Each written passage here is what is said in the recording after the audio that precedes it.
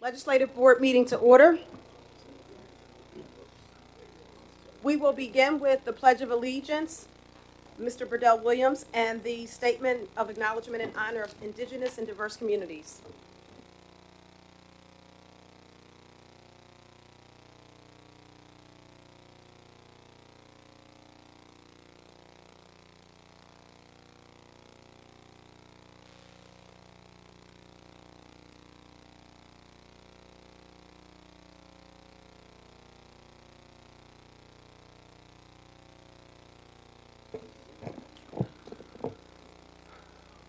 We begin this meeting with acknowledgement of and honor for the many legacies that have impacted our community, particularly those buried over time.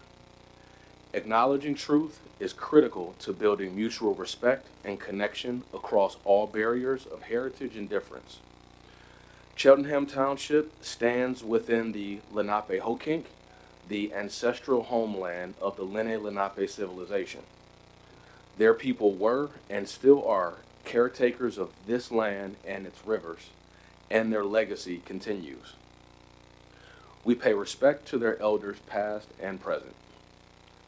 Our community owes its existence and vitality to generations from around the world who contributed their hopes, dreams, and energy to making the history that led to this moment. Some were brought here against their will.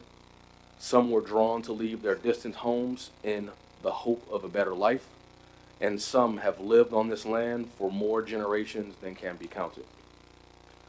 Please take a moment to consider the many legacies of violence, displacement, migration, and settlement that bring us together. As a school district committed to fostering intellectual curiosity and discourse in service of social justice, join us in uncovering such truths. Thank you, Mr. Burdell Williams. Next, we will have, the roll call.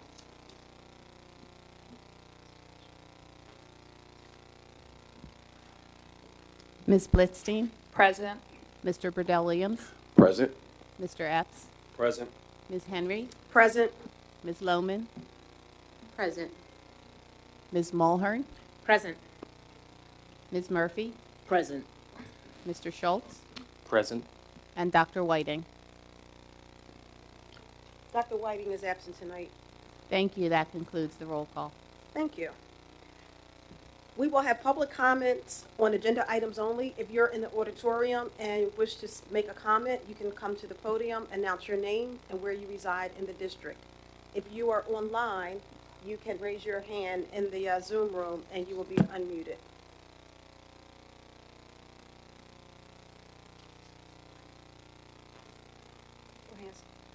All right, thank you.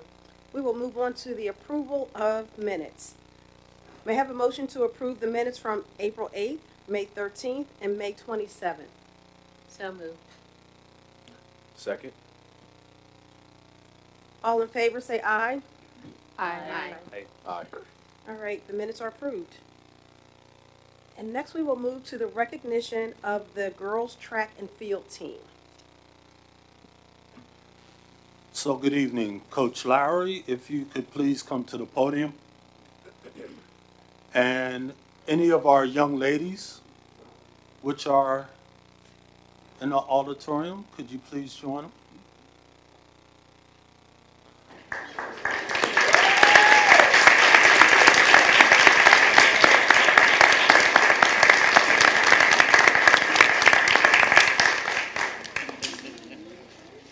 So Coach Lowry, I am going to just very briefly take a point of privilege, and then I want you to fill in the blanks for me.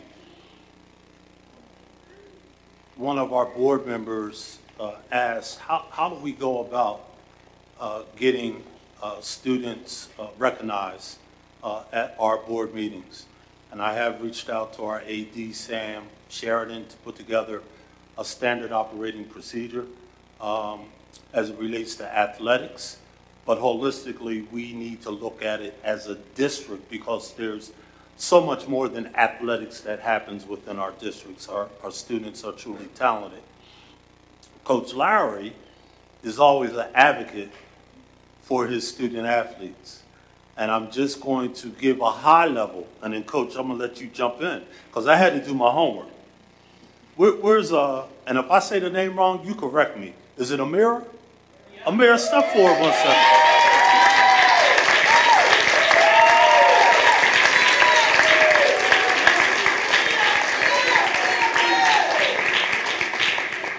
So, Coach, the only reason I'm doing this is because I am the superintendent in title, right? And when I get data such as this, you do all the work. Let me be very clear, all right? But I get to shine in these moments as I highlight our students. Amira is a junior. I'm gonna just start with Amira, and then I'm gonna let you go. She's a state champion in 100 meters, back-to-back state champion. So that means she did that as a junior. She's a junior now, correct, Amira? And she did it as a sophomore last year. And she's also a two-time All-American sprinter. I just want to highlight the type of talent that we have.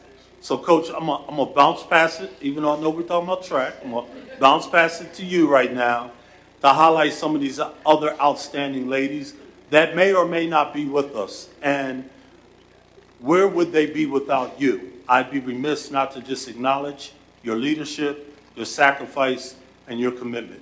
Thank you so much. All yours.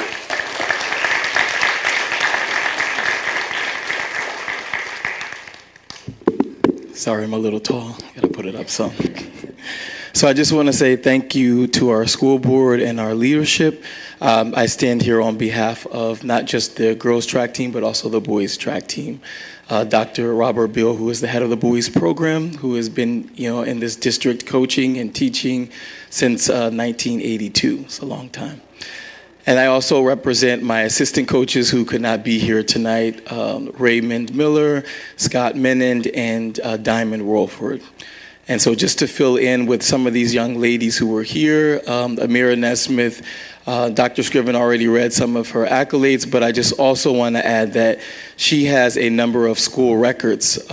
They go back to winter track, where she has the 60-meter dash, the 55-meter dash, the 200-meter dash, and then that continued on with the 100-meter dash outdoors, and she hopes to break the 200 school record at Nationals, which will be next week.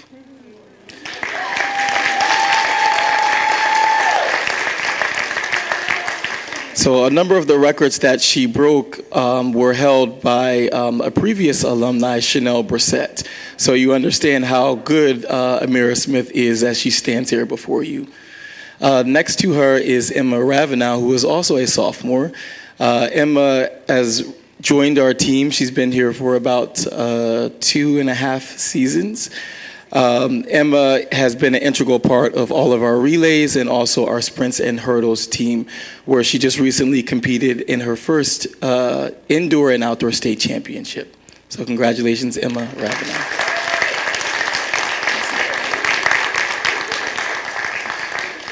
And next to her is actually an alum, Michelle Corsa, who graduated last year. She just finished up her first year at Temple University.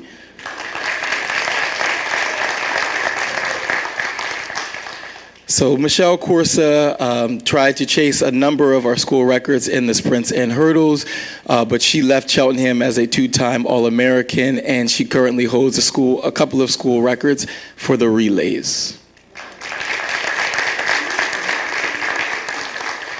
And then next up is one of our newest members, Abigail Edgar.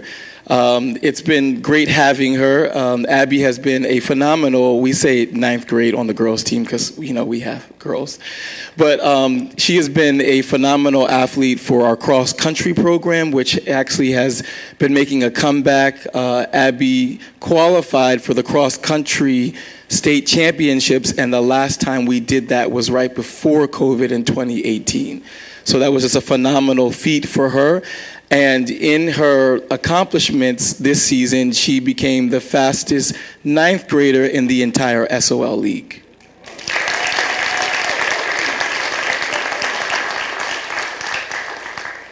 Next up is Kendall Nelson. You all know Kendall. I believe her parents are here in the audience. Kendall has been such an amazing athlete as it relates to our team. She was one of our team captains this year, and she has been on a number of our relays that has qualified and has medaled with a first place finish, a gold medal at the state championships, indoors and outdoors. She is also on a few school records as it relates to the 4x2.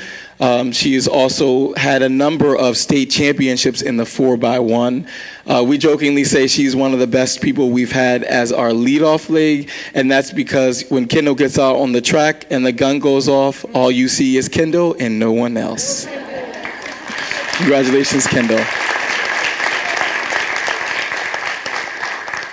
And last but certainly not least is Chloe St. Table, who is immediately to my right. She is also a part of the class of 2028. Chloe recently came to our team for winter track, where she had a lot of progress, made a few indoor championships, which is really hard to do as a ninth grader. And she has made it to our outdoor championships, where she actually won at the SOL championships in the 100-meter hurdles and in the shot put. And if anybody knows, as a ninth grader, it's really hard to actually win anything at any championship because you have so many other athletes who were there, seniors, juniors, who have been working hard for various years. And so it really shows a testament to, Chloe's leadership as a ninth grader, her determination, and she is going to be ending her season as well as being one of our ninth graders who have qualified for the national championships.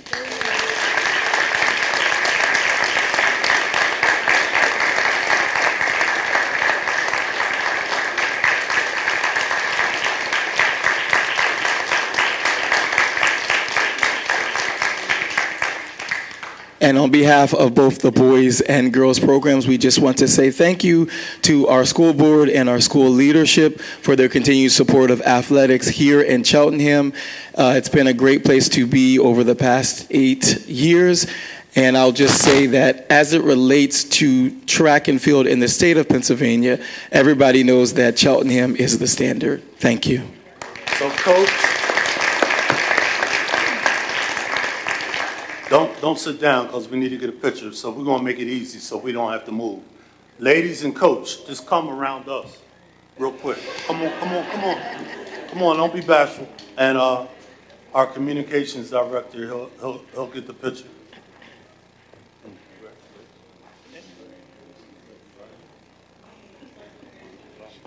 Congratulations, Coach. Congratulations.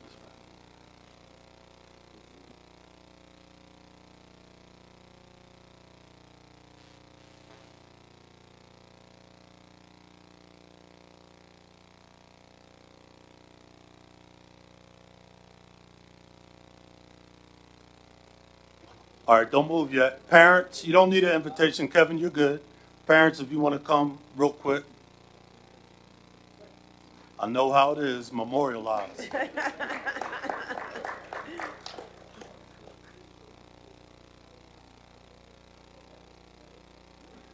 Anyone else? Come on.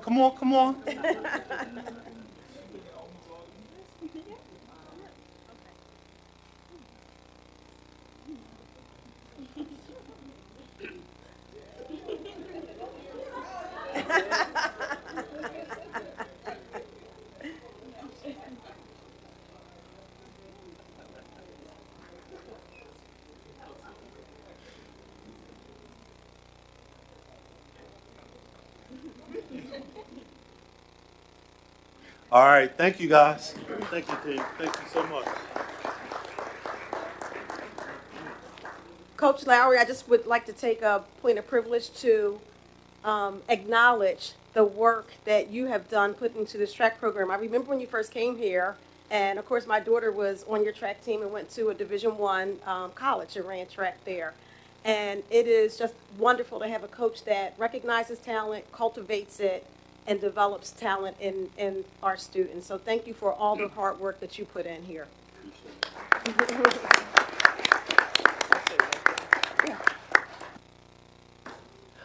And hi, I just wanted to say, it's amazing to see the accomplishment of our track team and our women's track team. And we're investing in a new stadium. A lot of people think football. But I want you to know that your accomplishments, at least for me, has been a major factor in how I think about the importance of investing in that stadium. Having a nationally recognized track team and being unable to host track meets is not something that I want to see in my community. And so in the future, whether you're an alum or a current student, when you come back and see that stadium, I hope you know that it is actually also a testament to all of the hard work and dedication you put in during your time in this district.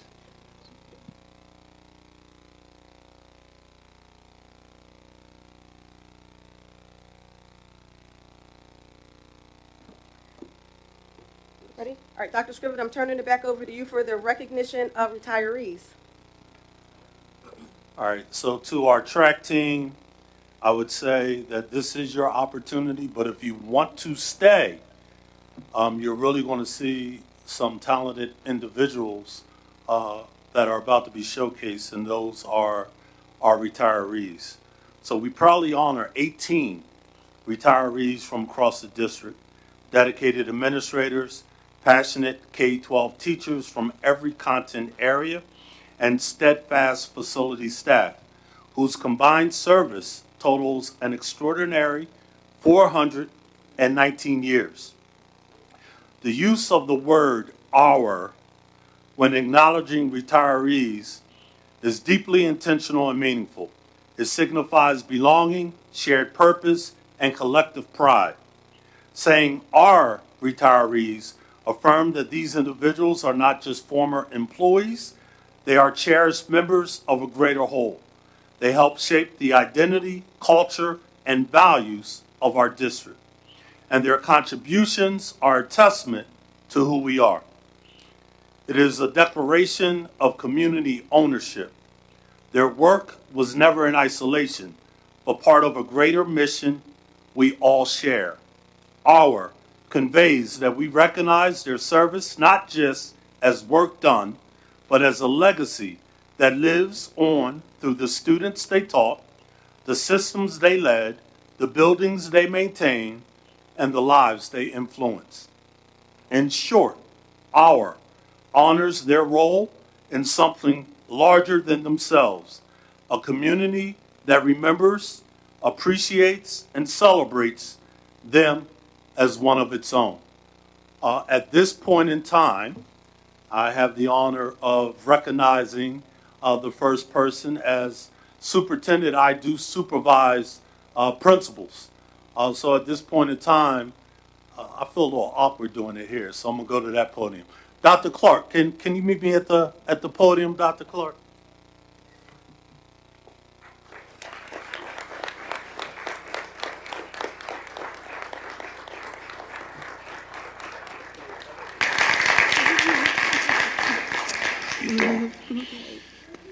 All right, so I prepared a little something for Dr. Clark.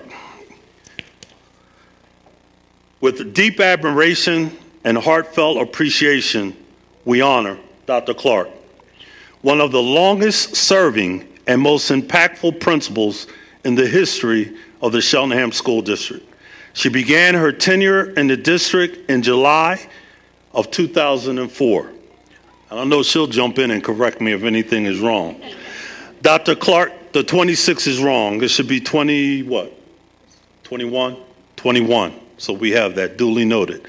Dr. Clark has devoted over 2 decades of visionary leadership to our community, 18 transformative years as principal of Wyncote Elementary, and more than 2 influential years guiding Elkins Park Intermediate School. And that intermediate came from her leadership.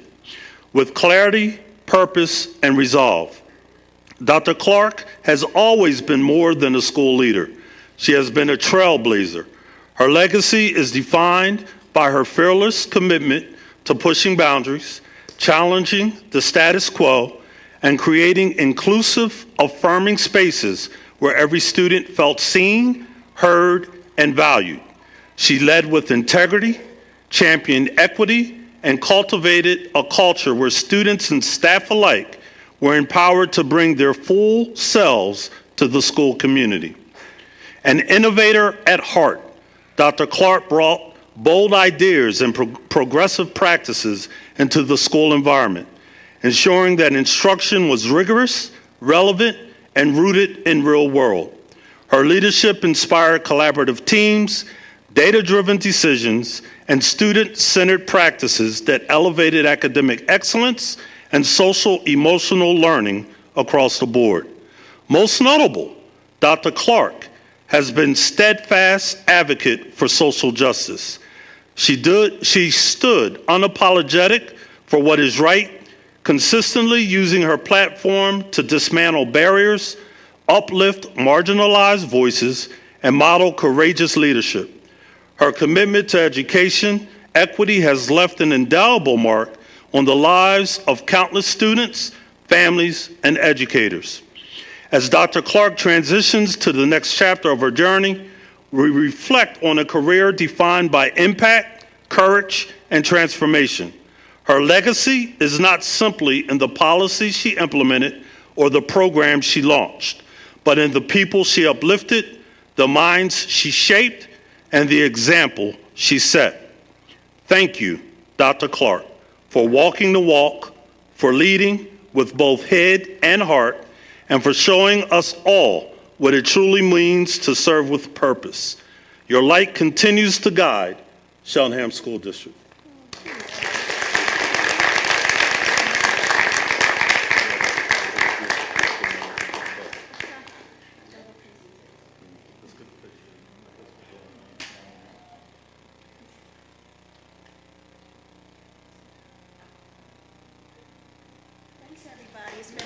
Here, say something. Say goodbye. No, I want to say goodbye. Man, that sounds so final. I just said thanks, everybody. It's been my pleasure. That's it. I only wanted to create memories for kids that would last for a lifetime, and I hope I did that. Thanks. Thank you, Doc.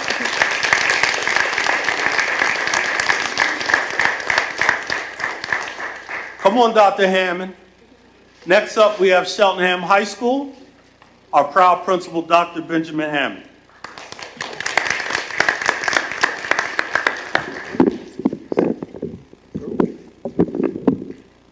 All right. Thank you. I have 4 retirees to talk about this evening.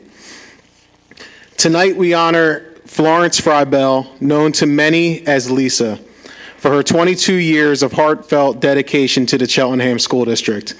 Lisa describes her role as a philosopher caretaker, always striving to be as helpful as possible to as many as possible. Whether it was a complex issue or a simple question, she made herself a trusted support system for students and staff alike. While Lisa couldn't recall or name a specific moment that went down as one of her favorite memories, what stood out to her the most over her years were the moments when students shared their accomplishments and small victories. These moments made her feel as though the students were inviting her into their world, and it made each and every day special for her. Over the years, Lisa has been a teacher, a sounding board, and someone our students knew they could count on, always keeping their best interest at heart. We thank her for her compassion, her wisdom, and her unwavering presence. Congratulations on your well-deserved retirement, Lisa.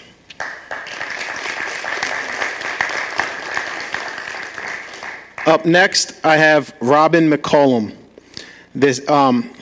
Recognize Robin McCollum for her 19 years of dedication service to the school district. Robin found great pride and joy in her role as a paraeducator, especially during her time with the freshman seminar program. The respect and value shown to her by both colleagues and students affirmed her deep impact in the classroom and beyond. Robin's heart for service extends far beyond her job description. Whether she was arriving early to add a personal decorative touch to the staff cafeteria or volunteering at schools across the district, she gave freely of her time and talents to lift others up. Her quiet, giving spirit and her joyful presence have touched so many. Though she prefers to leave without fanfare, Robin retires with a grateful heart, and we are just as grateful for the kindness and generosity and dedication she has shared with our community. Thank you, Robin.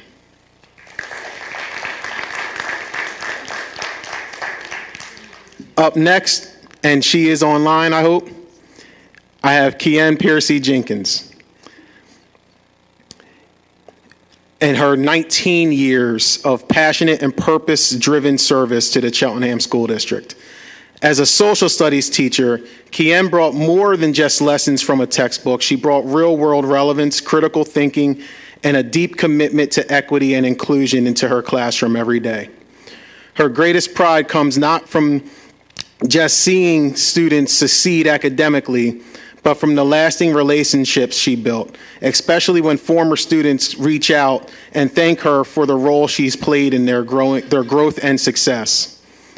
Among her many cherished memories, graduation day always holds a special place in her heart. The moment when students march to pomp and circumstance, and she reflects on their journeys and the small ways in which she's helped shape them. Kian's impact has also extended far beyond the classroom. She has served on numerous committees and initiatives throughout the years, including the Achievement Gap Committee, Universal Acceleration, Next Steps, Courageous Conversations, the Delaware Valley Minority Achievement Consortium. Each of these efforts reflected her unwavering dedication to educational equity and cultural inclusion. In her final year, she also served as a building representative for the Cheltenham Educators Association, where she advocated for and supported her colleagues with the same dedication she showed her students. Kian, thank you for your leadership, your voice, and the powerful example you've set for what education can and should be.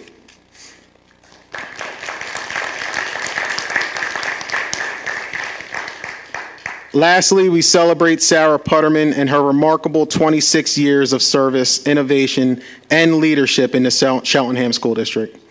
Sarah is the kind of educator who always looked beyond the curriculum, believing deeply that teaching mathematics or computer science was just part of her calling. What defined her role was her commitment to the bigger picture, making connections between past and future learning and between content and the lives of her students. Over the years, Sarah has left an incredible legacy. She started her career in the School District of Philadelphia.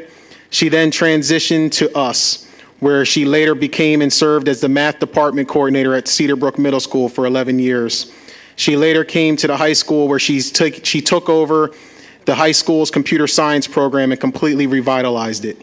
Under her leadership, Cheltenham saw the addition of 4 new computer science courses and 3 extracurricular programs. She not only expanded access to computer science for a more diverse range of students, but built a true community where students found belonging, challenge, and inspiration. Her favorite moments as an educator were watching students step up to teach and support others through hackathons, cyber competitions, volunteer efforts, and even returning as alumni to give back. For Sarah, this spirit of shared learning and leadership was the most meaningful reward. As she passes the torch to her successor, whom she has mentored with great care, Sarah leaves behind a thriving program, a strong foundation, and countless students empowered and motivated to explore the field of computer science after leaving Cheltenham. Thank you, Ms. Putterman, for all that you have given to our district. Thank you, Dr. Hammond. And next we'll have Principal Metcalf, Cedarbrook Middle School. Thank you. All right, so first up, we have Ms. Balfour Austin. So tonight we take a moment to honor and express our deepest appreciation for a truly remarkable member of our Cedarbrook Middle School family, Ms. Robin Balfour Austin. Ms. Balfour Austin is more than a dedicated paraprofessional. She's a cornerstone of our school and community.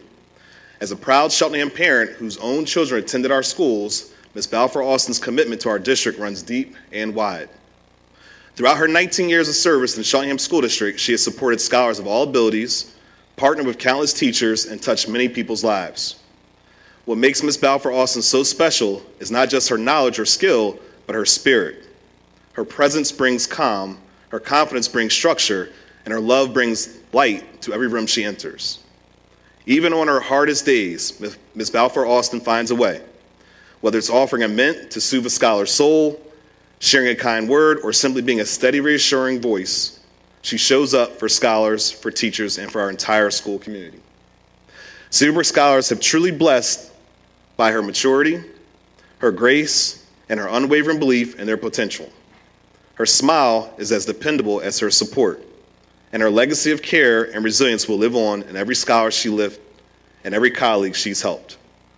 Ms. Balfour Austin, thank you for your years of dedicated service, your unshakable presence, and your profound impact on our school. We are better because of you. Thank you.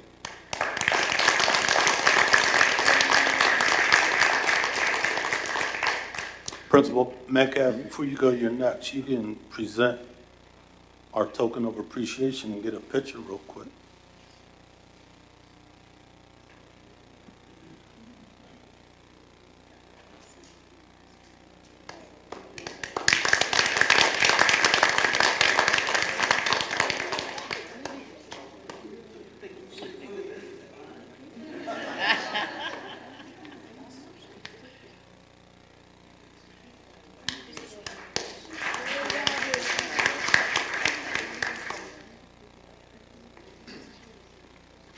All right, next up, we have Ms. Michelle Darden. It's with heartfelt gratitude and admiration that we recognize Ms. Michelle Darden for her 29 dedicated years of service to Cedarbrook Middle School and the countless scholars she has uplifted along the way. Throughout her career, Ms. Darden has exemplified what it means to be an educator, not simply by teaching curriculum, but by reaching hearts. With intelligence, grace, and unwavering calm demeanor, Ms. Darden has skillfully created a classroom environment where all scholars feel safe, valued, and inspired to grow. Her thoughtful procedures, consistent expectations, and deep love for reading have helped scholars discover not only a joy in learning, but often a new sense of purpose. Ms. Darden has a gift, the ability to engage every learner, to meet them where they are, and to guide them gently and firmly towards success. She has supported generations of scholars in finding their voice and their confidence. Her influence echoes far beyond her classroom walls. She is without a doubt irreplaceable. Our hope is that every scholar, every colleague, and every community member who's had the privilege of crossing paths with Ms. Darden has taken a piece of her strength, compassion, and wisdom with them. If so, they're surely better people, better scholars, and better learners because of her. Thank you, Ms. Darden, for your unwavering commitment to education and for the legacy of love, learning, and excellence you leave behind. Thank you. Ms. Darden, come on up.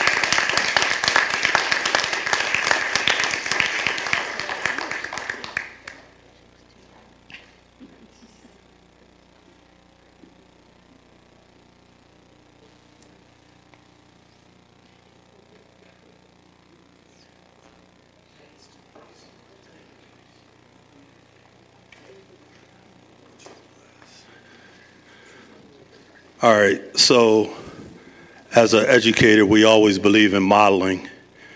I thought I modeled with Dr. Clark because the first thing I did was have Dr. Clark come to the podium before I started reading. I know Principal Metcalf can handle my gentle redirection. So we now have Elkins Park, Ms. Nelson about to present. So if you are here, when your name is called, please come to the podium while you're being acknowledged. Thank you. I didn't know the high school had anybody.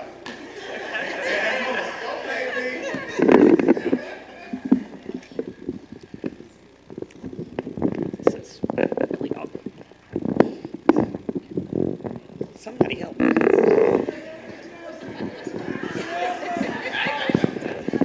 I set you up so perfect. And No, I know, it was too much. No. How about I just do this? Here we go. All right. Problem solving. Okay. This night is emotional for me. This is a lot for EP this year. So the first person that I have the honor of recognizing is Janice Montgomery. Janice Montgomery has been a treasured paraprofessional in our building for 6 years. And she's just sweet. There's no other word to describe her. She is just sweet. She's lovely. She's been a constant source of support to all of us, willing to lend a helping hand whenever needed, doing whatever what was needed. And she did it with grace and kindness and unwavering dedication. She was there. She showed up every day. She had the strongest work ethic. She was a great model for our younger paraprofessionals coming in. And just in the way that she was from day to day, she showed this very deep love that she had for her job, for her kids, as she would call them. She's facing some challenges right now, and our prayers are with her. And I just want her to know, and I hope she's listening, that her EP family is here for her. And all of the love and care and consideration she's shown us over the years, we are ready to give it right back to her. And we thank her for the ways that she's made a difference in our building, and we wish her the very best of luck in her next chapters. Thank you, Janice Montgomery. The next person I have the honor of recognizing as well is Stacy Neal. I actually had Stacy Neal's son as a second grade student when I was a teacher in Upper Dublin, and she had my son at Wyncote, and we would she'd hold on to Ian, and I'd hold on to Corey, and we'd drive each other's kids back and forth, and it was just really, it was a lovely way to have an introduction to a wonderful person. Her total career spanned 29 and a half years, and she was the embodiment of what it meant to be dedicated. If you knew Stacy, you knew she was a passionate teacher. When she interviewed to come to Elkins Park, I was riveted in her interview. I learned so much about the 50 states in that interview because she just had a way of explaining things and just had a way about her. Her love of teaching was so evident in all of her thoughtful lessons. She had books everywhere, and her kids left out loving learning. And she had this commanding presence, even though she just had this sweet, quiet, soft voice. But you didn't mess with Mrs. Neal. And she made sure that all of her students felt seen and supported. Her soft-spoken nature carried great strength, and her ability to lead with both warmth and purpose left a lasting impression on everyone who had the privilege to work alongside her. And of course, who could forget her wonderful laugh? It brought light and joy even on the grayest of days. We're very thankful for the time that we had to work with Stacy.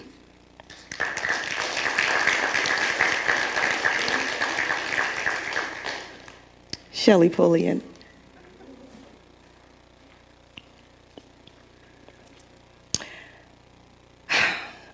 I have had the, I know, I'm a mess. I have had the honor of having Shelley teach my daughter and also get to work with her as a colleague for these past 8 years, and that has been a true honor, a true honor. She has been an incredible educator for 33 years. She has made sure that all of her students knew that they belonged in our school. She created a space where learning was thriving, voices were heard, and community was built. I knew kids that came from her class because they had a way about themselves and the way they carried themselves. You could tell that that was one of Mrs. Pullian's kids. And beyond the classroom time, she poured her time and her energy into mentoring young girls through her Pride program, helping them find confidence, purpose, and the power of their own voices. She showed up for her students in ways that extended far beyond academics. Her impact on my daughter, who y'all just saw up here, and countless other girls is lasting, and her presence will be deeply, deeply missed. We thank her for all she's done and wish her the very best in her next chapter. Thank you.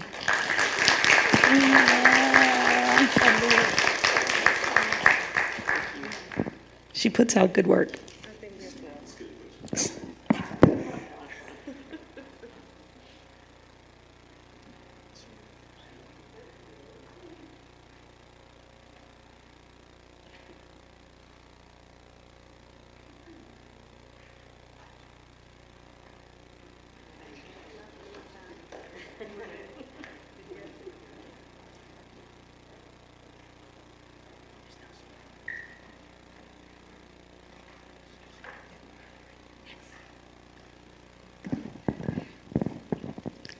So the next two ladies I get to represent tonight come with a really small story to start. So when Dr. Clark came to EP 3 years ago, I guess, at this point, I had this dream. I won't give you all the long details, but there were 3 bison, And we were all running down the street, and we came together into this like totem pole, and we just came together, and we were this strong unit. And that was early on in our time working together. And so it was just very symbolic of the three of us, and I'll talk about that a little bit more. But out of the first of the Bisons, we even have T-shirts.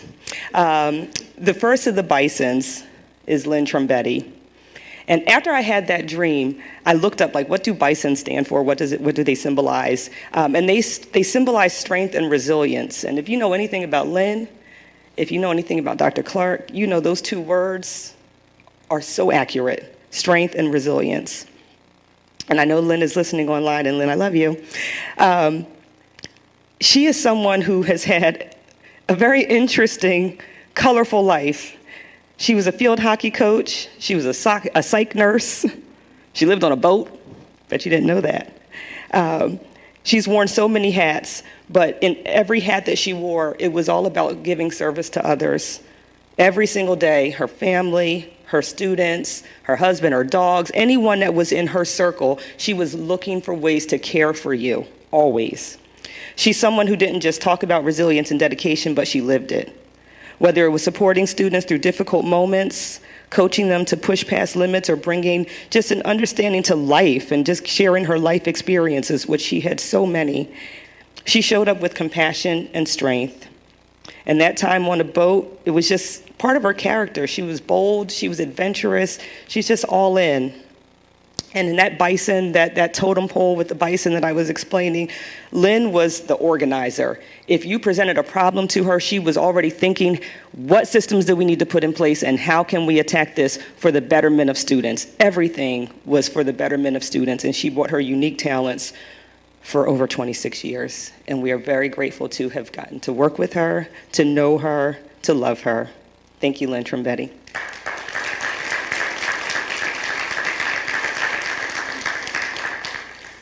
And last but certainly not least, the third bison.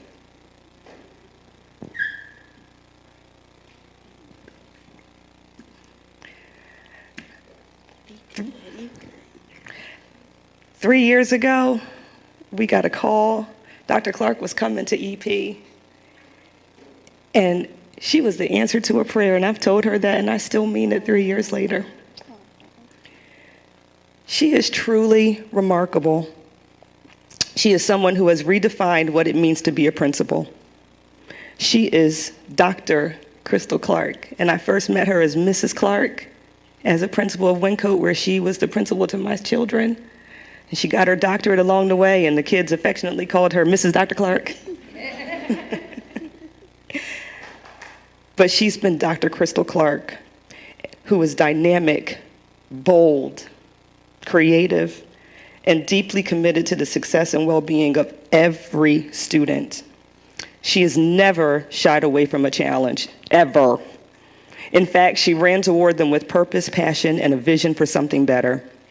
Throughout her tenure, she worked tirelessly to improve the student experience, questioning the status quo, asking why, a lot of whys, and more importantly, why not? She would say, Lynn, Cherise, why? And then it would be the next thing, and if she didn't like the answer, she was on to solving that problem. She believed that if there was a better way to serve kids, then it was worth pursuing, and she led with both her head and heart to make it happen. Dr. Clark made bold decisions when needed. She brought creativity to tough problems and had the courage to see them through. And through it all, her focus remained unwavering, doing what's best for students. And you have to really understand how she kept kids in the forefront of her mind, always, always. And she leaves behind a legacy of impact, innovation, and inspiration. She's always got ideas. And even being so far in her career and making the change to Elkins Park, she came with energy. And she really changed the climate at Elkins Park. We have missed her leadership, and we are incredibly grateful for all that she has given and for the example that she set and for what is possible when courage meets conviction. And I know I've learned so much from you, so much. Congratulations.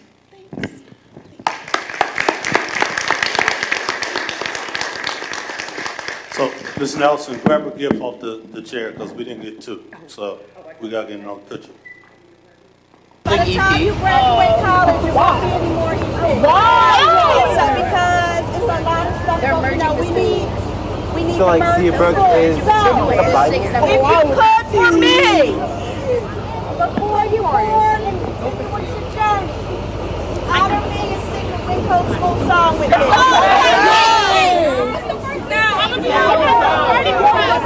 You remember Wyncote, we're proud of you, proud of the things you do.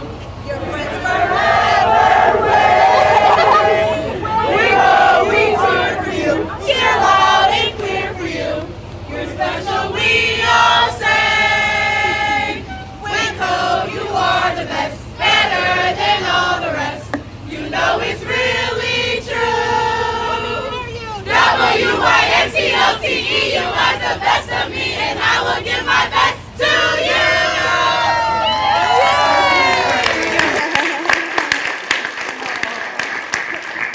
Can I take a picture with Jim and? Come on, Jim. So I just did that video and I snuck it in there because there was a couple things you heard. One, that by the time you graduate from college, EP would be no more. So she's prophetic. She just put it out there. And those were all seniors from 2 years ago that still remember that song. So the impact on culture and climate, I just thought that that was a good little highlight. So, yes. Come on in.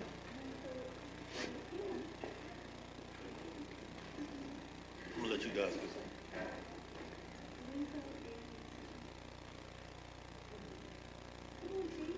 Oh, I want you to get it first. All right, then I'll hop in.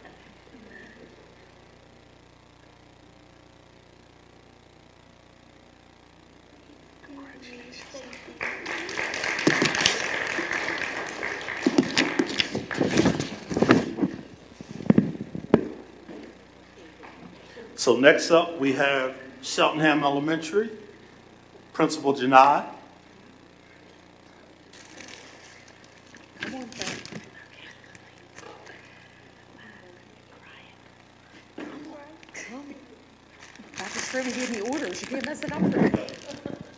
We're not all as tall as Coach, so I'm going to hold this. Okay. It is my distinct honor to recognize Nurse Hope Monahan, whose years of service, loving expert service, have left each colleague, student, and family member a better person physically and emotionally for having known her.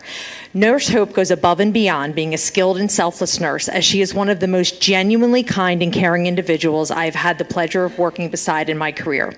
Nurse Hope lives up to her name every day for all who are blessed to connect with her. She spreads sunshine in each interaction she has with colleagues, students, and families. As a colleague, Nurse Hope is always giving something. On countless occasions, she has been found in the main office giving out freshly baked goods, reminding myself and others to eat as an act of love to nourish the soul. On countless occasions, she has been seen giving out beautiful handmade cards to brighten your day, an act of love to fuel the spirit. On countless occasions, she has been heard asking how you are personally, an act of care to value your well-being. Nurse Hope truly exemplifies the best in humanity.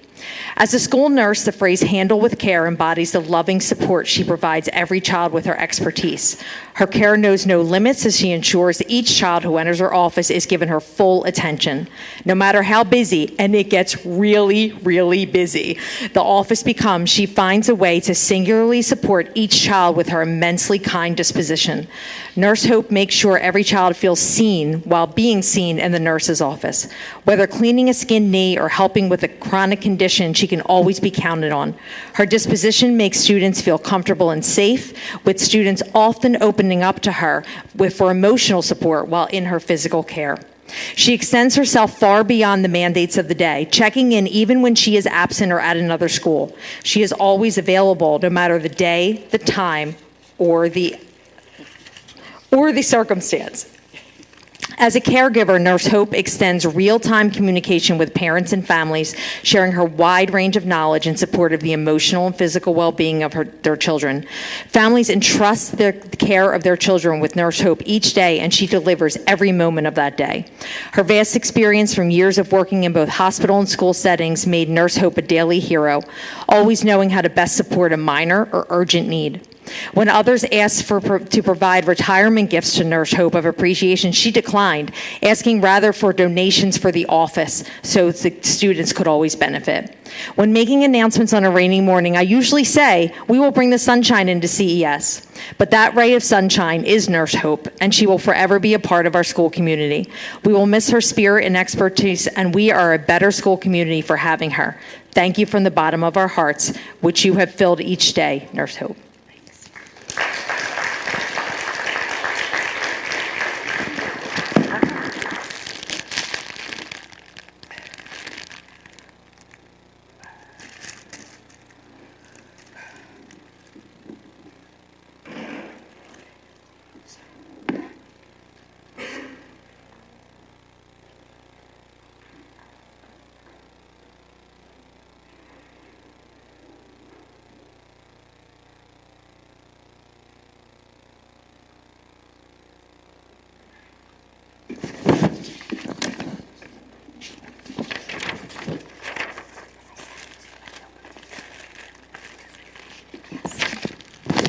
Sorry, I'm going to try to say this short. So I've been all 7 schools for 22 years and met some amazing kids and parents. And Cheltenham has amazing kids and parents.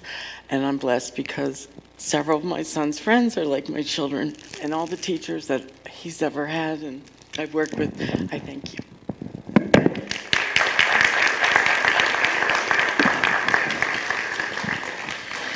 Mrs. Seaton is not with us tonight, but I'm excited to honor her. I'm sincerely grateful for the opportunity to honor Mrs. Karen Seaton, to express deep gratitude for her years of service and recognize her profound legacy, which impacts every aspect of the CES community. When writing this honoring of Karen Seaton, the voices of countless teachers and students ring in my head and heart, for she created a classroom of love and learning spanning decades. The first time I met with Karen, she told me about the CES way of doing things. Over time, I came to realize this way was about always putting genuine care for students first and supporting colleagues in their day-to-day work of doing such. Karen embodied the CES way in her relationship to building with students, the open communication she provided families, and the trust she built with colleagues. One of the many definitions of a teacher is a person who helps others acquire knowledge, competency, and values. Karen was the epitome of this definition of a teacher for her peers and students. As a colleague, Karen was a role model, influencing the ongoing development of peers. Her instructional expertise, skill set in creating a classroom that felt like home, and effectiveness building connections provided a template for peers to emulate. During our last faculty meeting before Karen's retirement in January, peers were eager to share their gratitude to Karen for her countless moments of mentoring, guiding the practice of others. Peers poured out their appreciation to Karen for her openness, always willing to provide a listening ear, guidance, and friendship. Karen's dedication to her peers at CES stretched beyond being a mentor and partner as a building representative in the CEA, Cheltenham Educators Association. She showcased her strength in the way she spoke up for teachers, supporting their needs for the benefit of students. This relational focus Karen had with peers, coupled with the effectiveness of her lessons, influenced countless moments, allowing educators to shine for their students. As a teacher, Karen devoted a classroom of genuine care. It was unmatched. Her students were indeed her students, each greeted with unconditional love and daily support.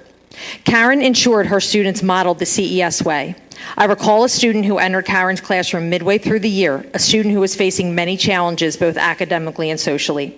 Karen welcomed her new student with an open heart, eager to showcase the CES way, allowing integration into the community. She held her student to high expectations, always pushing toward success while allowing for a fresh start. This way, the way Karen navigated the path for her student was for all of her students. She made time not just to listen, but to hear the stories of who they were. Ms. Karen Seaton's far-reaching legacy is forever ingrained in the CES school community through the accomplishments of students, advancement of her colleagues, and community building with families. We are forever grateful to her years of devotion she selflessly gave to our community.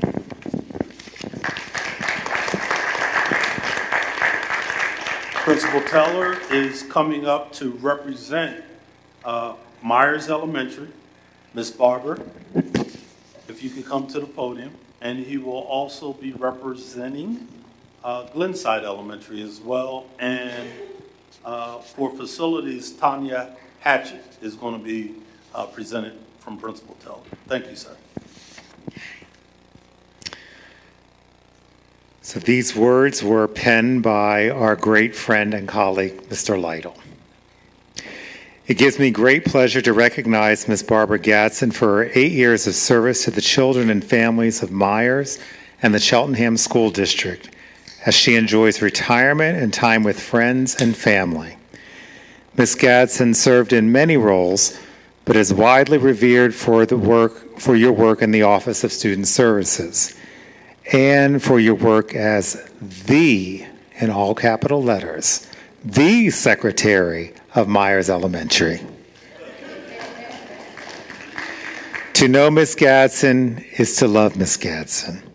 Always full of energy, enthusiasm, laughter, brightness, positivity, and love. She truly gave her all to support the children and families of Myers and our district. Ms. Gadsden is respected and appreciated by administrators and her peers across the district. She was a valued resource and a wealth of knowledge of district policies and procedures. Her consistency, passion, knowledge, and relationships have worked well to help our children reach their fullest potential. One of the greatest attributes was her work in the area of supporting families. The Cheltenham and Myers community truly trusted Ms. Gadsden as a partner, advocate, and authentic caretaker of their children, who was always willing to go the extra mile. Ms. Gadsden was always empathetic and sympathetic to the varied situations of our children and families. She made a point to always do what she could do to help, which they appreciated and continue to love about you. Families relied on Ms. Gadsden and sought her out when they needed help. Ms. Gadsden's dedication and positive impact on the Myers community is undeniable. She will always be remembered as the true embodiment of the Myers spirit.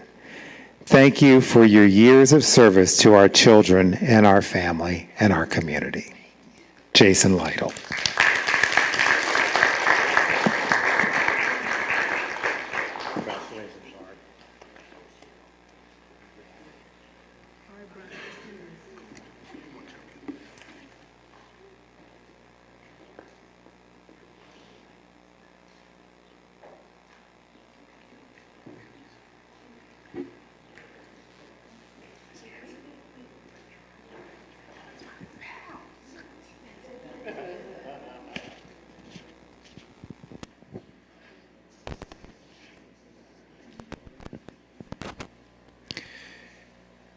And before we go on to recognize the retirement from Glenside, I'm going to ask for a point of personal privilege to recognize my mentor and my friend, Crystal Clark.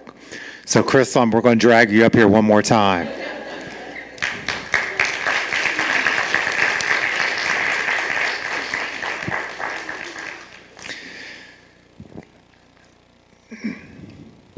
So the great American poet, Mary Oliver, says, "What can I say that I haven't said before? So I say it again. Thank you." I know every day when I walk into Wyncote Elementary, I stand on your shoulders. Your mentorship, your guidance, your care for me, and your love for me have been truly one of the brightest highlights of my life. I continue to be grateful every day for the foundation that you laid at Wyncote, on which I was able to build as a teacher and now able to build on as the building leader. I appreciate the graceful way you transferred the leadership into my care and will always be grateful. So I want to say publicly what I've said to you privately. Thank you.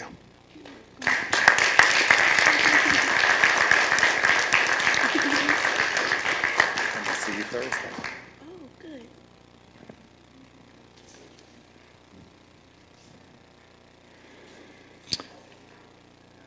Beth Serdikoff. The true measure She's of... here, Jim. Beth, oh, there you are. I didn't see you. There you are. The true measure of a person is how they behave in moments of challenge and controversy, not comfort and convenience, said Dr. Martin Luther King Jr. By that measure, Beth embodies the very best of who we hope to be in service to children. Beth's commitment to Glenside Elementary spans many years, even before my time. But it is the past 8 years that I've had the deep privilege of working alongside her. She has been our steady hand, our calm presence, our person who shows up no matter what. During the pandemic, when uncertainty gripped us all and many could not return to school, Mrs. Surdikoff did. She came in with me and helped make sense of what was left behind on that unexpected day, March 12, 2020, which none of us knew would be the last time we'd see one another in person for months. In those quiet, eerie days, her presence gave me strength. She showed up then, and she has shown up every day since, with grace, humility, and an unwavering commitment to our students. She never complains. She never seeks credit. She simply does what needs to be done in service to others. A proud Cheltenham graduate and parent of Cheltenham graduates, Mrs. Surdikoff has dedicated her life to this community. We are so proud to send her off into this next chapter where she'll have the chance to pour even more love into her grandchildren. Beth, thank you for everything. You leave behind a legacy of reliability, warmth, and quiet leadership. We are forever grateful. Sincerely, Dr. Michelle Robinson. Thank you so much. Great to see you. Thank you.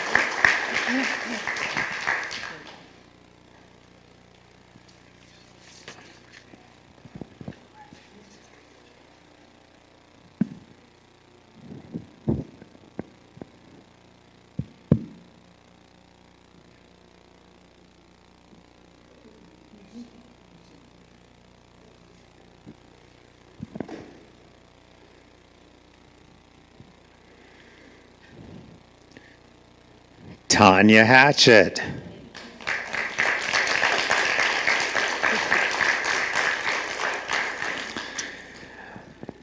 Maya Angelou said, people forget what you said, people forget what you did, but people will never forget how you made them feel. Tanya has long been one of the heartbeats of Glenside, not only as our first female lead custodian, but as a steady, strong, and soulful presence in the lives of many. She speaks her mind. She keeps it real, and most of all, she loves hard. What resonates most to me is her mothering. To her family and to her community, her children have always been the center of her world. And though 2 of her beloved sons remain with us in spirit, she continues to mother their children with the same fierce, loyal devotion. That deep love extended far beyond her family. Here at Glenside, she nurtured the school like it was her own home. She made sure our buildings shine, literally and figuratively, so our scholars could learn, grow, and feel proud to walk through the doors. She celebrated with us. She gave advice. She checked in when something felt off. She kept things grounded. Now, anyone who knows Miss Hatchett knows she's not one to ever hold back. And that's part of her magic. She'll tell on herself before anyone else can, and she's the first to sit down for reflection when needed. In those moments, we've grown together, honoring the wins, healing what needed repair, and always moving forward in honesty and love. We will deeply miss Tanya as a colleague, but we know her legacy lives on in the care of our facility, the people she supported, and the wisdom she shared. And we know this isn't goodbye. Her beautiful family's next generation will be joining us at Glenside for kindergarten, so she'll never be far away. And did you know Miss Hatchett can dance? She is literally a live celebration with her colorful hair and always matching nails. You got the proof of it tonight? All right. So, Miss Hatchett, we hope you dance into this next chapter with grace, with joy, and with the kind of celebration that only you can bring. Travel, eat, party, laugh. You deserve it. We love you. We always will. Sincerely, Dr. Michelle Robinson. Congratulations.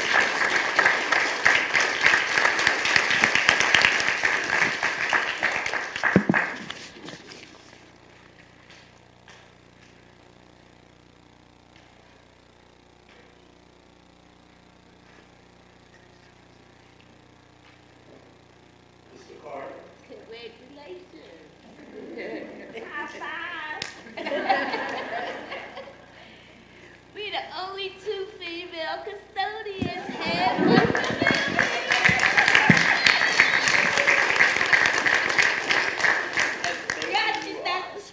Just make sure you keep that cell phone off. Go ahead, Ms. Carter. Could you please don't mess my name up? Okay. I've only known her as Miss C. Okay, let me scroll. Hey, Mr. Anthony. Hello. Okay. How are you this evening? Okay. Okay. Please don't say it. Go ahead. Say it. Good evening.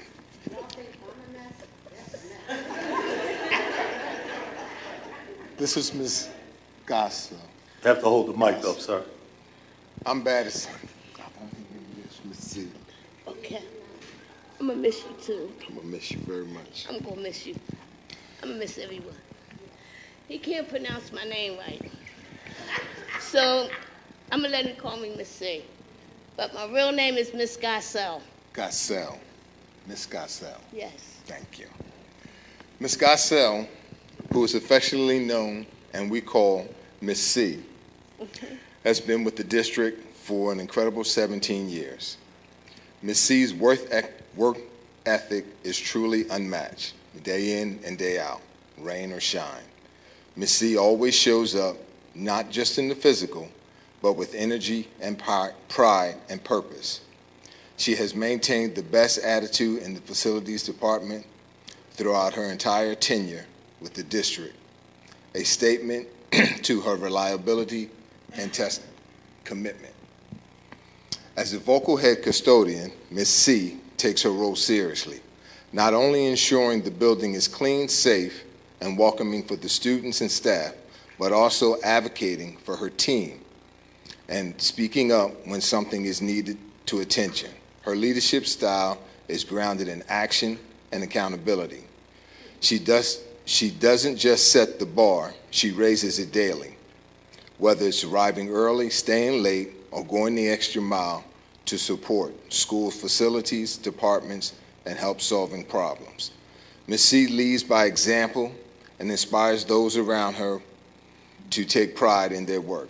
Ms. C's presence is felt in every corner of the building, not just of her work she does, but because of the way she does it, with pride, consistency, and making sure the Cheltenham students have a clean and safe space to attend. Thank you very much, Ms. C. Please enjoy your retirement. I will. I'm coming back to volunteer.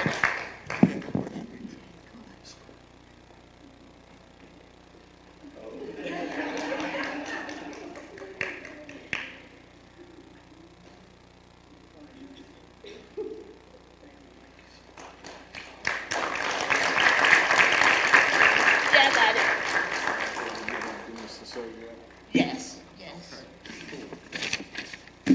next individual is Mr. Sergio Stelletti. He has been with the district for 35 years.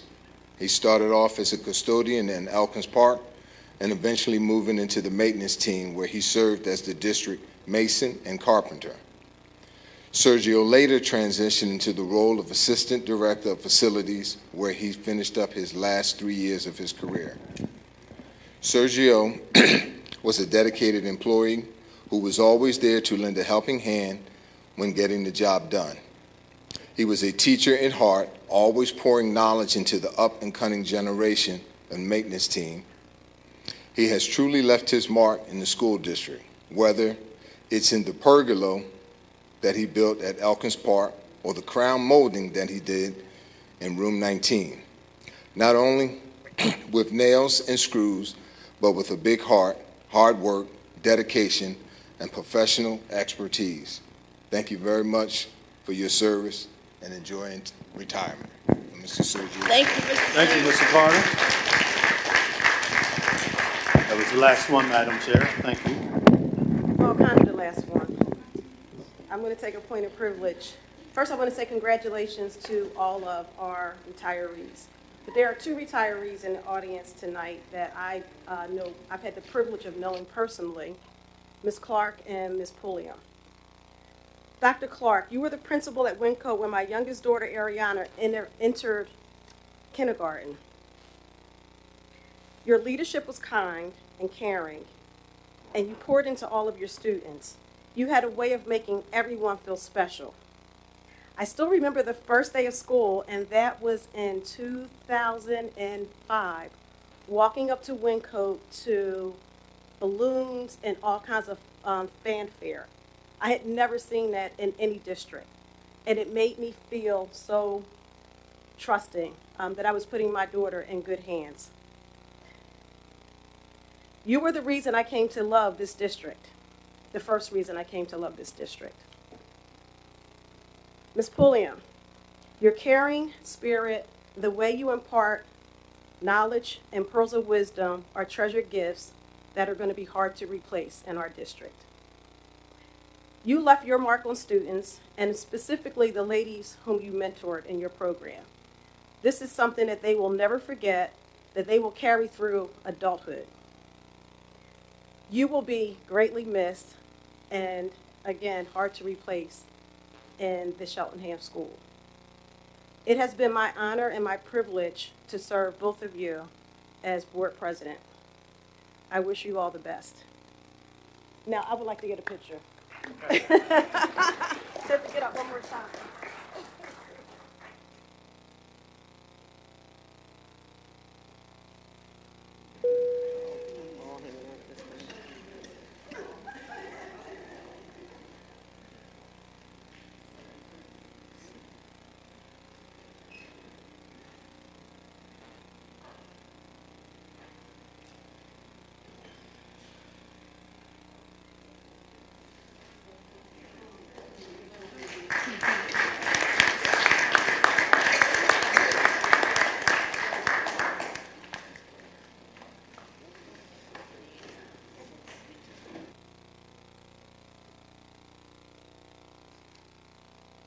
Now, before we move on to the other parts of our program, I'm going to give you all the privilege of being able to exit.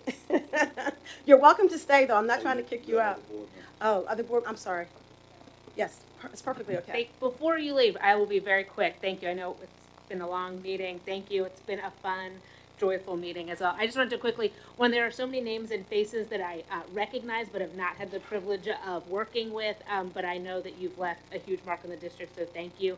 Quickly, I do want to acknowledge Ms. Darden, who is my daughter's 8th grade English teacher, and I know she was prepared for high school, especially in her writing, thanks to you, so thank you so much and enjoy your retirement. And then I'm just going to add another quick comment for Dr. Clark. She and I did share this with her directly, but I just wanted to say the first time I met Dr. Clark was at WAM, which is Wyncote at the Mods. Because when my daughter started kindergarten, my oldest, Wyncote was still at the Mods, which will be back in action full in a few months. And so I do remember that particular year because of the location and everything. And I just wanted to quickly say I appreciate it. It's come up a few times. you're a visionary leader. You always had so many great, big, huge ideas and the excitement that went along with this. And it was hard for us not to go along for the ride because your joy and your excitement was infectious. And as you said, it was all about making memories for students. And I think the video that Dr. Scriven shared, a couple of us were singing along. If nothing else, and it may sound trite, but having the school song is a really significant part of the Wyncote culture. And every single assembly, back to school night, any event where the whole school gathered, whether it was with or without parents and adults, the way that Dr. Clark would begin that evening or that assembly was by beginning to sing the school song into the microphone. She didn't say, stop, quiet down. She just started to sing, and we all just started to sing along. And by the end, so it really was very formative, I think, for all of our kids and for the parents too. So thank you for all that you've done for Wyncote and EP and all of our students, and I hope I get to see you around our community.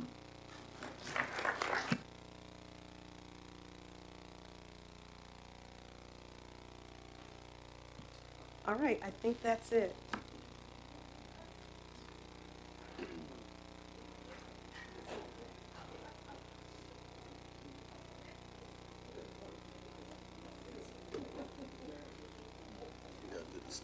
Yeah. I'll wait for people to kind of leave out.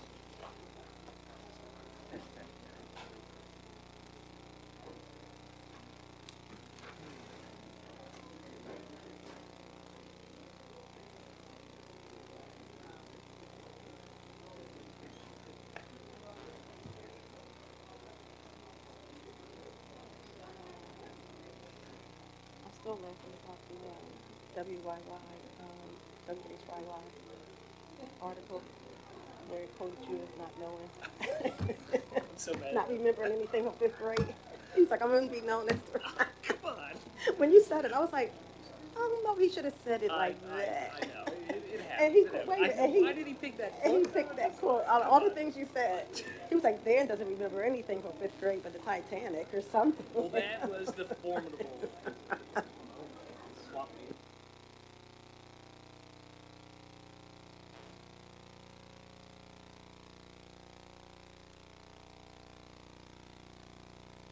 I'm not leaving.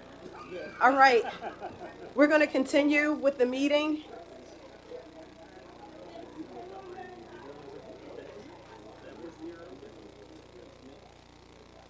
And next we will have our student council report.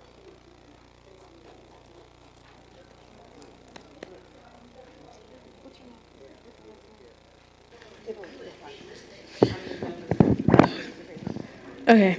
Good evening, school board members. My name is Emma Zubeiru. The Cheltenham Student Council met on Wednesday, May 21st. I will now read out the updates. The Student Council president elections have come to a close after a week of campaigning. The winner of the vice president position is Lucas Go, while the winner of the presidential position is Joshua Owens. And the school board liaisons positions are now held by Zuri Bent, myself, and Elizabeth Stryker. And that concludes my report. Thank you, Mr. Bayreau. And congratulations.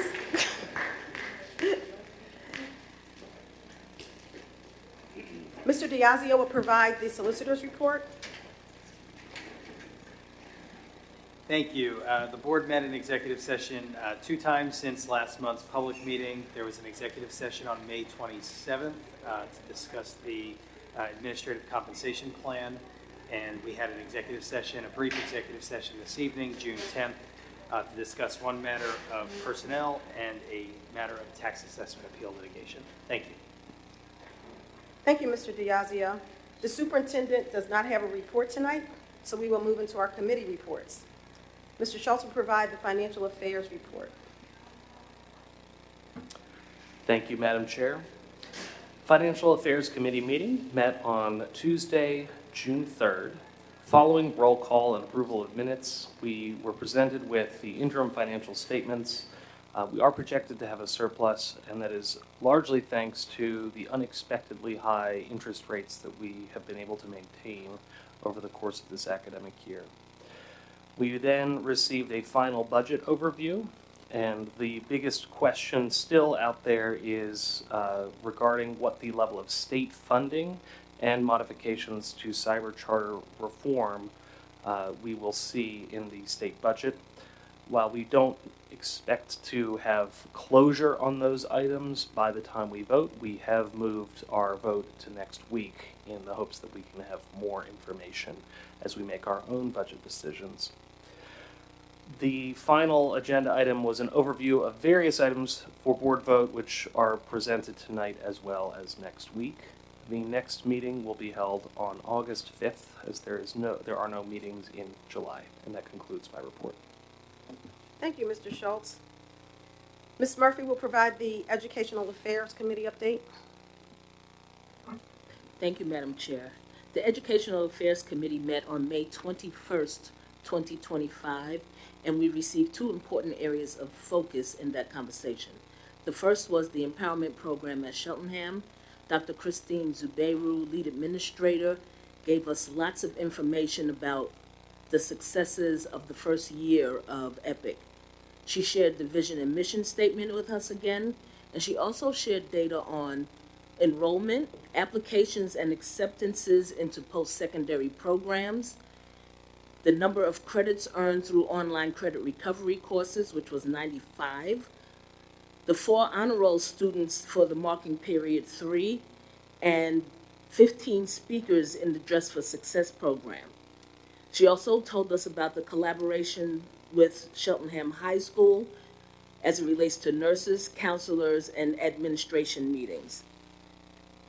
We discovered that teachers work as a team to support student academic success and wellness supports. There are weekly events and celebrations for the students, and for the 2025-2026 school year, EPIC will be moving to the newest wing of EP with 12 classrooms, a main office, and additional admin space. Our second topic was graduation report that we received from Ms. Charlene Collins. She shared the number of students in each of the class of 2024's graduation pathways, and those pathways are Keystone Proficiency, Keystone Composite, Career and Technical Education Concentrator, Alternative Assessment, and Evidence-Based. She then shared the latest information for the class of 2025, where 93% of students were on track to graduate. We also received an update on the 9th through 12th grade multi-tiered systems of supports. The next Educational Affairs Committee meeting will be next Tuesday, June 17th, and that concludes my report. Thank you, Ms. Murphy. Mr. Burdell Williams will provide the Eastern Center for Arts and Technology update. Thank you, Madam Chair. The Eastern Center for Arts and Technology Joint Operating Committee met last on May 14th, 2025 in person. As customary with the JOC, our first order of business was to acknowledge and approve the May Student of the Month, who was Miss Nia Bonaparte, a Cheltenham High School senior.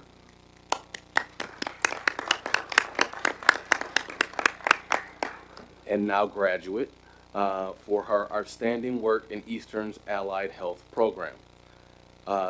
Just a bit about Nia. As explained during the presentation, Nia was always deeply passionate about science, constantly seeking opportunities to expand her knowledge and explore new challenges. Recognizing her enthusiasm and potential, one of her AP science teachers at Cheltenham High encouraged her to look into the Allied Health Program at Eastern. Intrigued by the possibilities, Nia eagerly attended Eastern's presentation at her school. She was determined to make an informed decision about her future and took the next step, participating in a follow-up visit, solidifying confidence that Allied Health was perfect for her aspirations. At Cheltenham High, Nia is a member of the sophomore team, actively participates in Reading Olympics, and is involved in both the National Honor Society and the Black Scholars Program. Nia also competes in Skills USA, which was Eastern's student leadership organization. Her team earned first place in the Health Knowledge Bowl at the district competition in February, advancing to the state competition in April. Also, on April 30th, 2025, Nia was inducted into Eastern's National Technical Honor Society in recognition of her achievements. Outside of school, Nia has been actively involved in running her family-operated nonprofit organization, Kingdom Keepers Outreach Ministry. Founded in 2017, the ministry is dedicated to serving the Philadelphia community through acts of kindness and support for those in need. Twice a month, Nia, her parents, and a team of dedicated volunteers visit the Ben Franklin Parkway to distribute food and hygiene items to individuals facing hardship. Through her program at Eastern, Nia has earned both CPR and OSHA 10 certifications, equipping her with essential life-saving and workplace safety skills.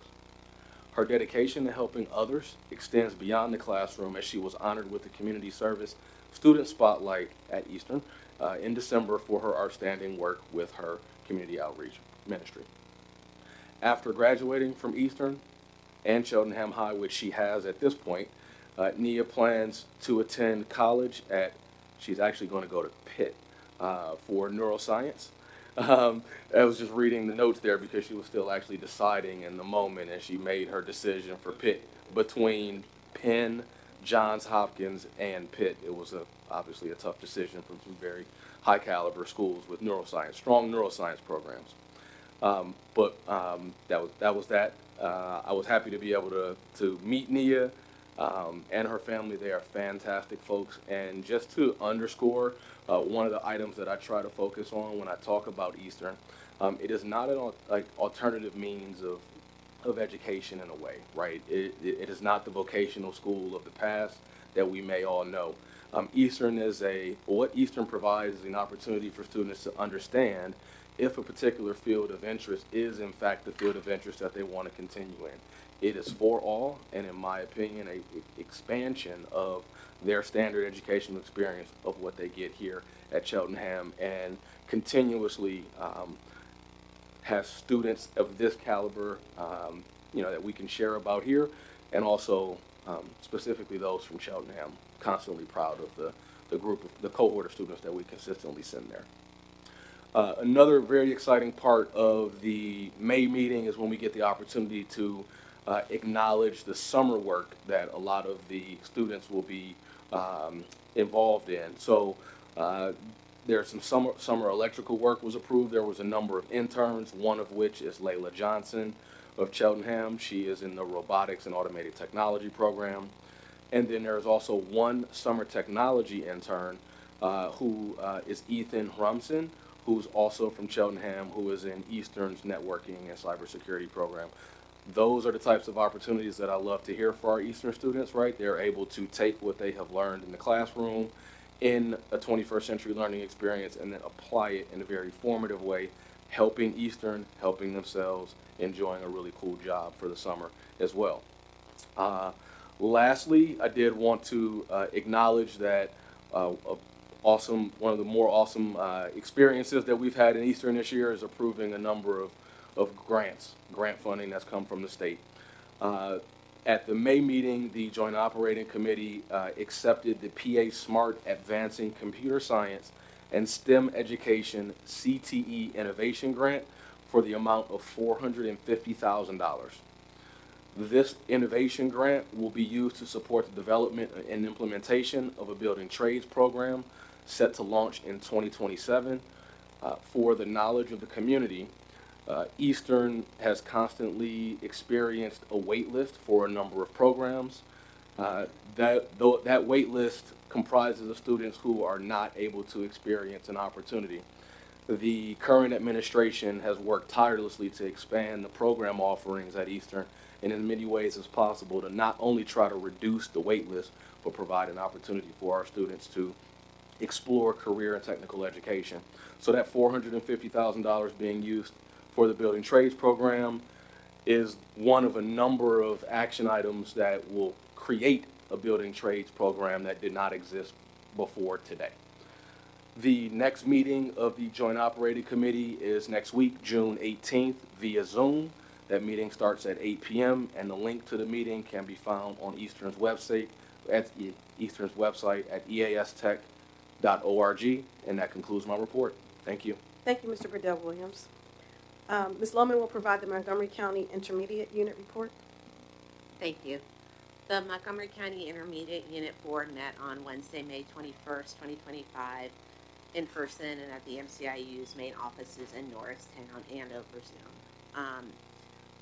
I'm just going to give a few highlights from that meeting because I was actually not there in person.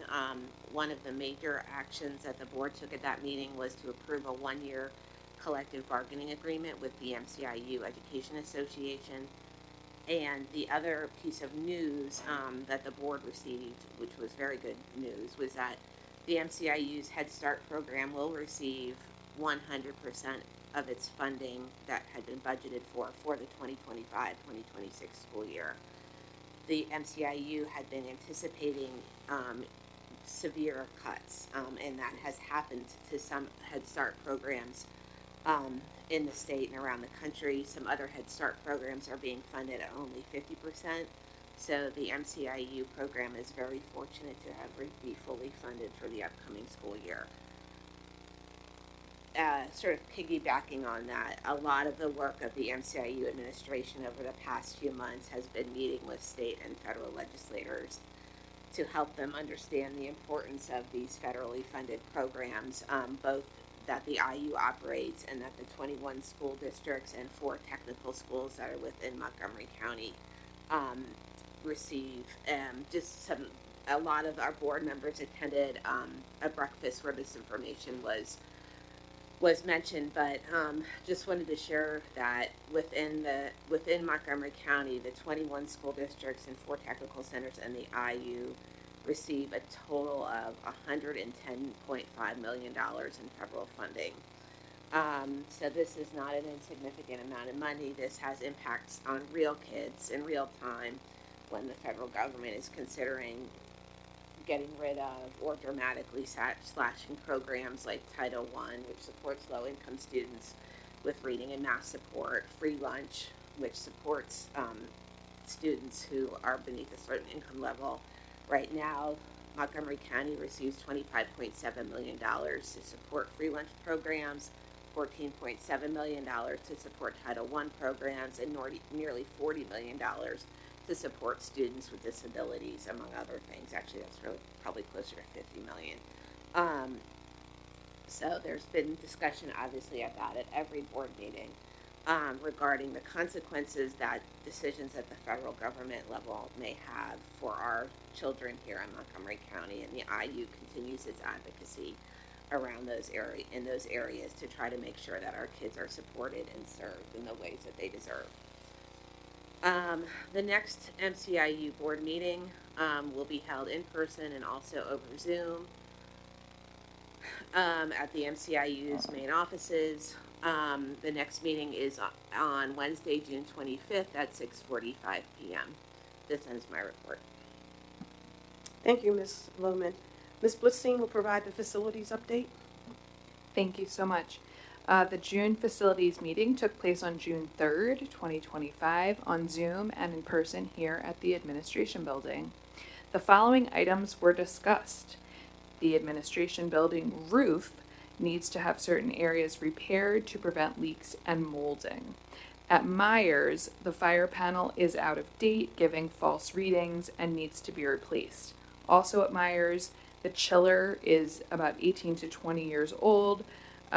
The building management system is currently not communicating with the HVAC system, so that is going to need some attention. Ecotrol IT came out, and the cost of the parts makes it more cost effective to replace that building management system. At the high school, Hirschberg was awarded the bid for the 2-inch and 3-inch line replacing in the boiler room. And they will need to build a 40-foot scaffold to repair the line, which is considerable. Facilities also set up 3,000 chairs for our graduation ceremony at Arcadia, so just want to marvel at that incredible task. And several facilities members attended the Glenside Community Helper Day. Work has begun on the stadium project. The CHS partial roof replacement is scheduled to begin on the 23rd of this month and go through until August 17th. It is planned to wrap up. so before the start of students coming back into the building. The Glenside edition is set for a start date during the summer of 2026, and Cedarbrook is also on target for the project to start during the summer of 2026. We revisited traffic calming measures just to review where and what would be placed around our elementary schools. You can see the website for the full recording of the June 3rd meeting. The next facilities meeting will be held on Tuesday, August 5th at 7 p.m. here and on Zoom. And this concludes my report. Thank you, Ms. Blitzstein. Ms. Mulhern will provide the liaison group report. Thank you, Ms. Henry.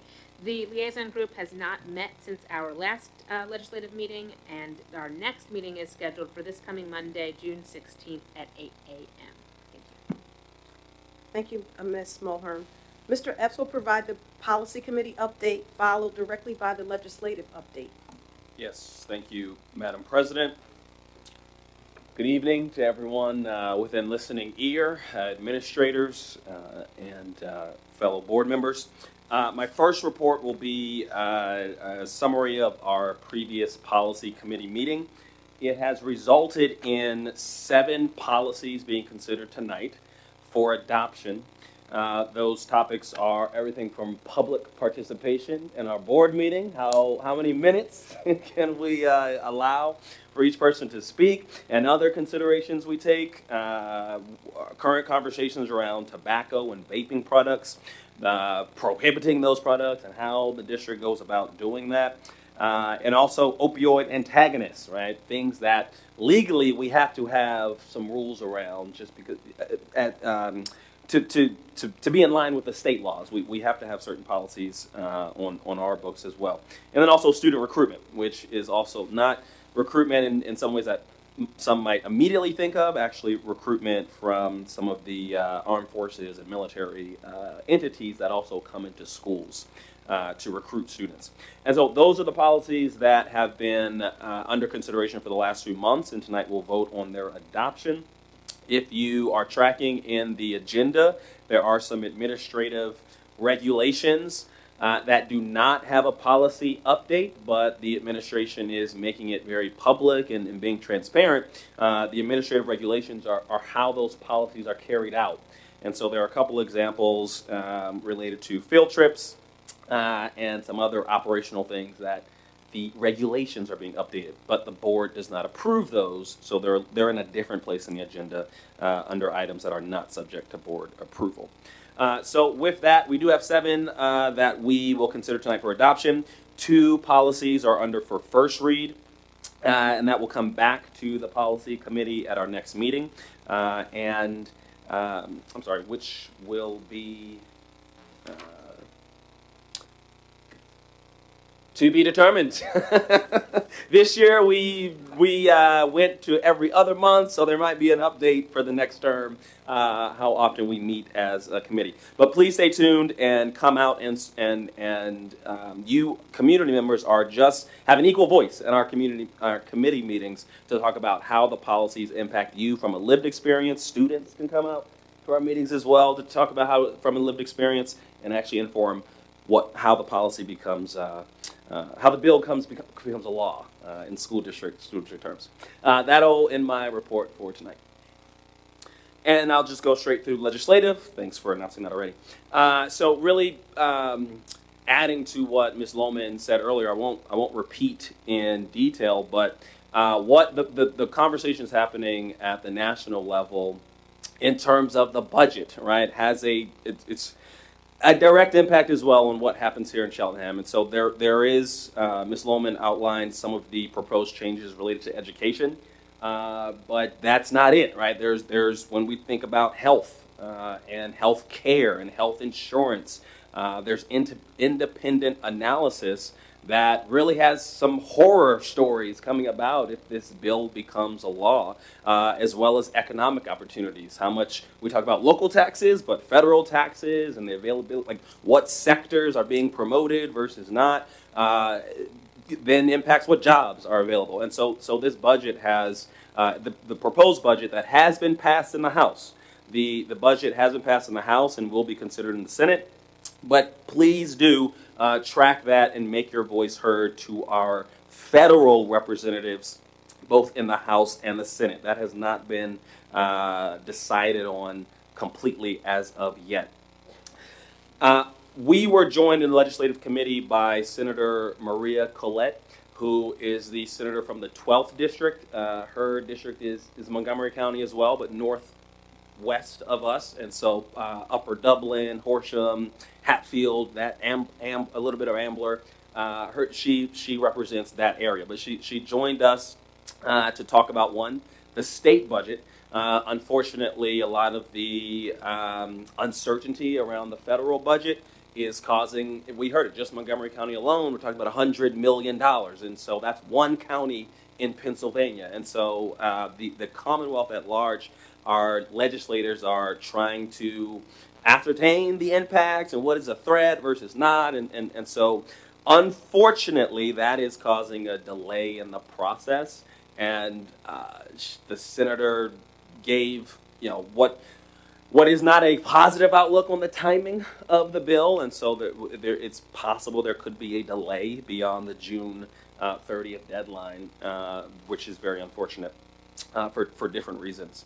A couple of things that we also discussed in that conversation: vouchers may re-enter the negotiating table in some way, and so we heard last year during the budget time vouchers which would essentially use public dollars and divert them away from public schools.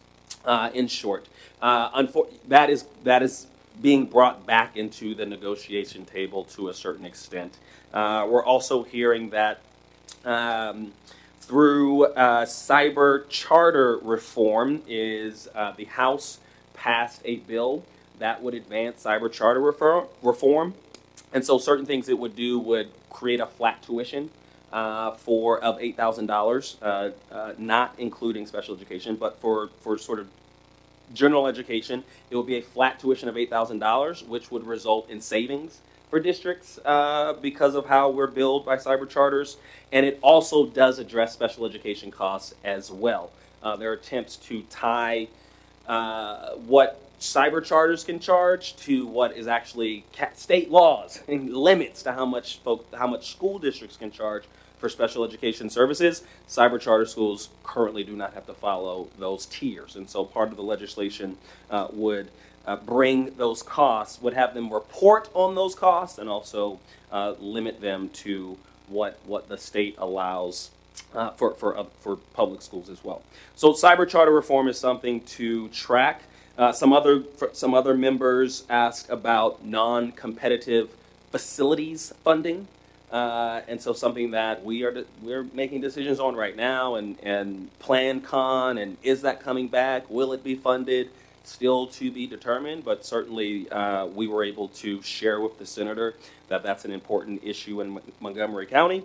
And then I was able to express gratitude for the tax equity supplement, but still stress that the timing of the supplement, we still have to raise taxes in anticipation. And so the timing of it is something that they still are discussing, again, while being grateful that a place like Cheltenham benefits from the tax equity supplement more than the adequacy gap. So some of this may sound like jargon. That if it does, please do a recap of some of our previous reports, some of our previous finance meetings, where our administration really goes into detail about the budget proposal and the implications of that budget proposal and what the adequacy gap is versus the tax equity supplement. That's not for tonight. So that is still a topic of advocacy, and I appreciate that we were able to share that directly with the senator.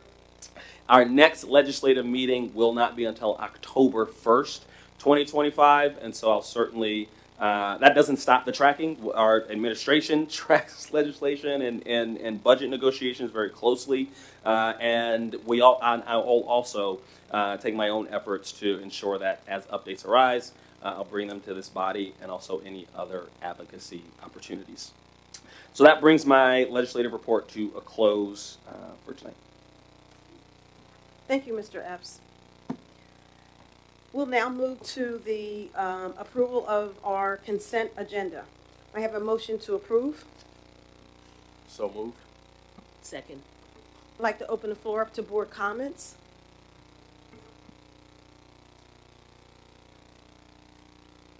Seeing there are none, we will take the vote. All in favor say aye.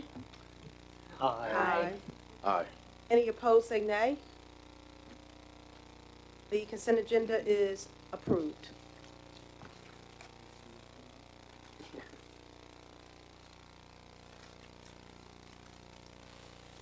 We will move to public comments on non-agenda items. If you are in the auditorium and you have a comment, you can come to the podium and announce your name and where you reside in the district. Likewise, if you are online, you can raise your hand and you will be unmuted.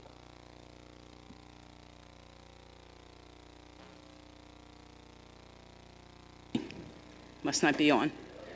So now, okay. Good evening. My name is Michelle Still, and I live in the Wyncote area.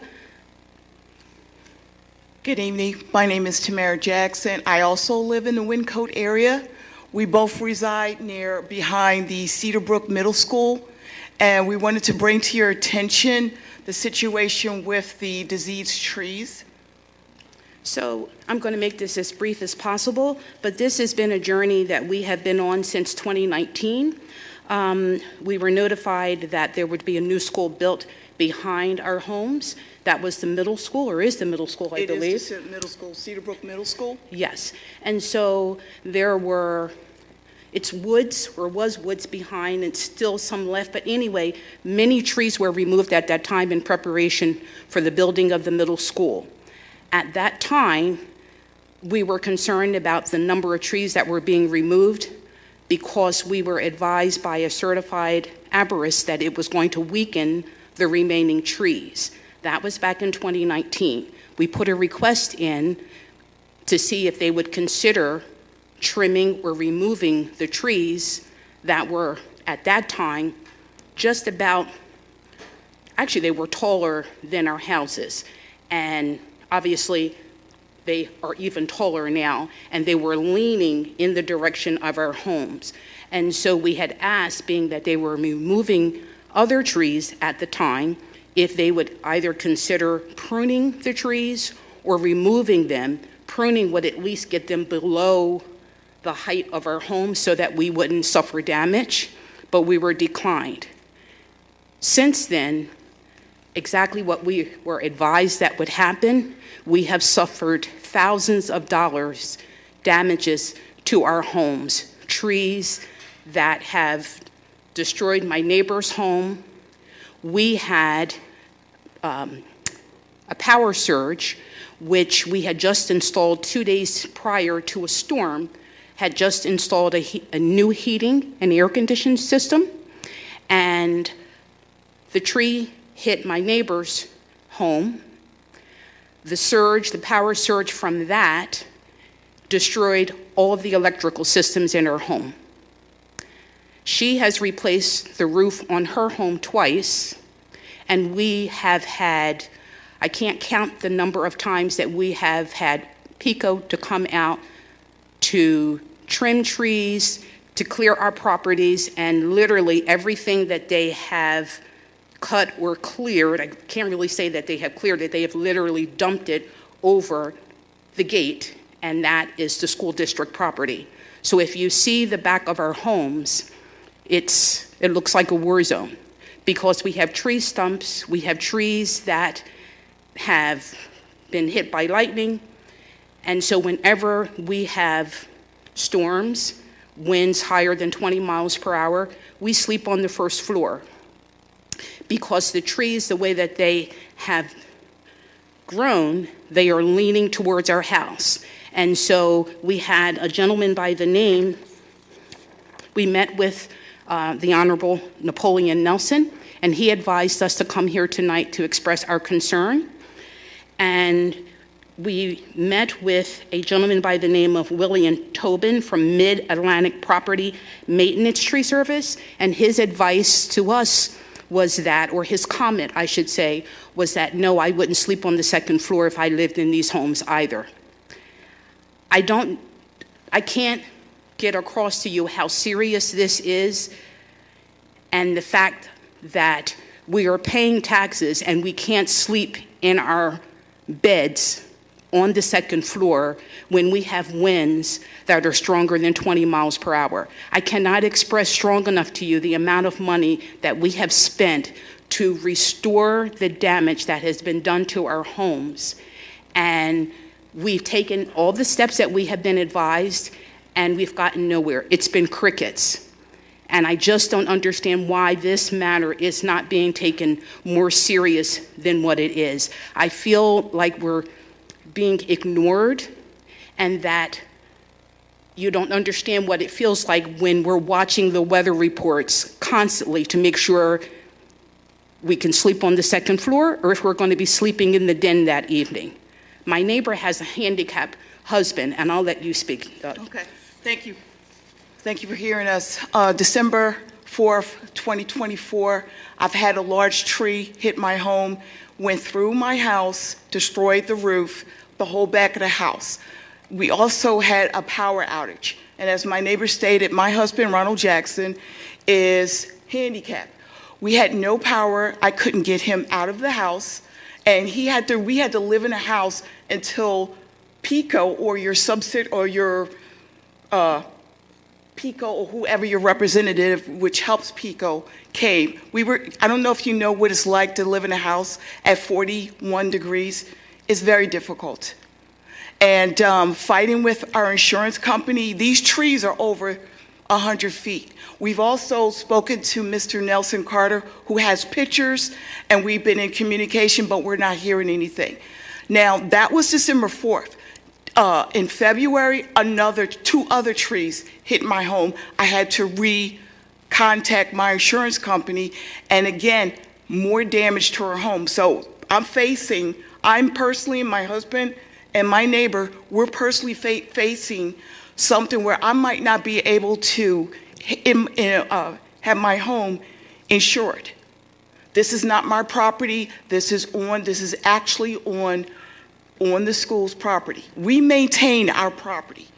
Now, my neighbor, Norman Still is a 30-year, he's a certified arborist for over 30 years. He can attest to the damage of the trees. And also your representative, Mr. Anthony Carter, he can attest to all the emails that I've sent to him and also pictures. I hate to repeat myself, but this is how critical this situation is. We can't sleep. We can't have her grandchildren, my nieces, my nephews come to our home because we're in danger. We're in danger. Every rainstorm, every snowstorm, we face danger. Norman. Thank you. That's my neighbor. Michelle's my wife. Michelle mentioned 2019, and it is a significant time. For the record, can you state your name and where you I'm sorry, Norman Still, Wyncote. Yeah, I'm in Wyncote. Our backyard adjoins the school's property, and the significance of 2019 was when the crews were there, when the contractors were there doing all the land clearing, they had all the equipment and everything there. I had the conversation with the contractors. They weren't authorized to do anything more than what the contract said. Fine. I wrote a letter identifying, and I don't have a copy of it any longer, but identifying hazardous trees on the school property, that the hazard was going to be enhanced by the removal of the surrounding trees. One of the, I call it ludicrous response was, they grow that way because of the sun. Okay. Fast forward. Thanksgiving, November 24th, we're hosting. What happens? A tree fell and wipe out our electric. Thanksgiving Day. All right? Following that, a couple weeks later, 2 more trees fell And that's where we got the power surge. And that's where we got the power surge that really was a big hit to our budget, our domestic budget. These trees, so anyway, the inconvenience and for to be brushed off as that's the way they grow that way because of the sun. I'm a certified arborist. There are trees in the back. So anyway, huge cavities in the trees, just hazards. You don't need to be an arborist certified to identify this. So we met with, what was the gentleman's name? Anthony Carter. Anthony Carter and Mid-Atlantic. Mid-Atlantic is a property maintenance company. I would imagine, Anthony told me, he was the mediary, he wasn't the decision maker, he was taking it to his authorities. We haven't heard anything from the authorities. I just heard the facilities talk about roofs and all of that. Great.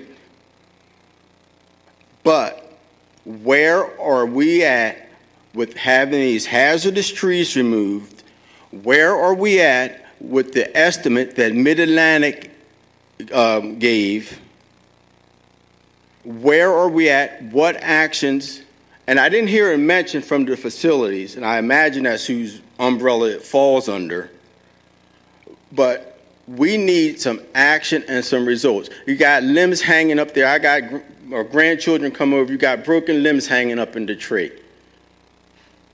And this might be new to y'all, and I hope it gets y'all's attention to the extent that action be taken quickly. Because the winds are ridiculous. Every time it's a storm, we are almost guaranteed to lose power from limbs falling. Now, the mess that y'all don't clean up on your property is fine, but the hazards that's falling into our yards and disrupting our lives is unacceptable.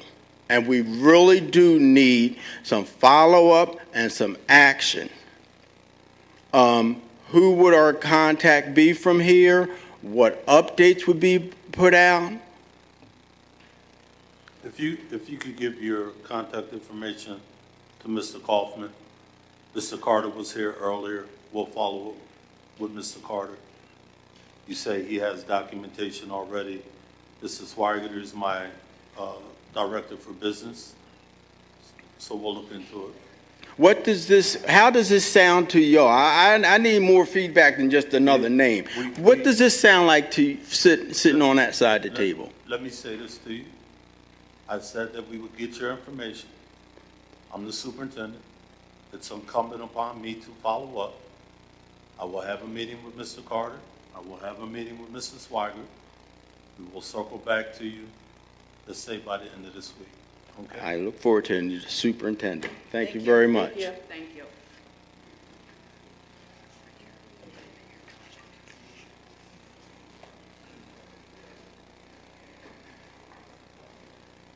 Mr. Kaufman, were there any hands raised in the Zoom room?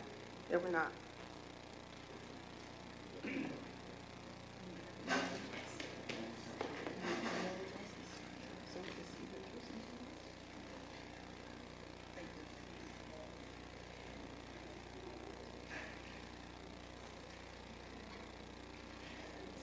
Do you have a pen to write down who's over there we're going to be in touch with? He said, Michelle, write it down. What do you need to write down? the gentleman on the side that we're supposed to be getting to.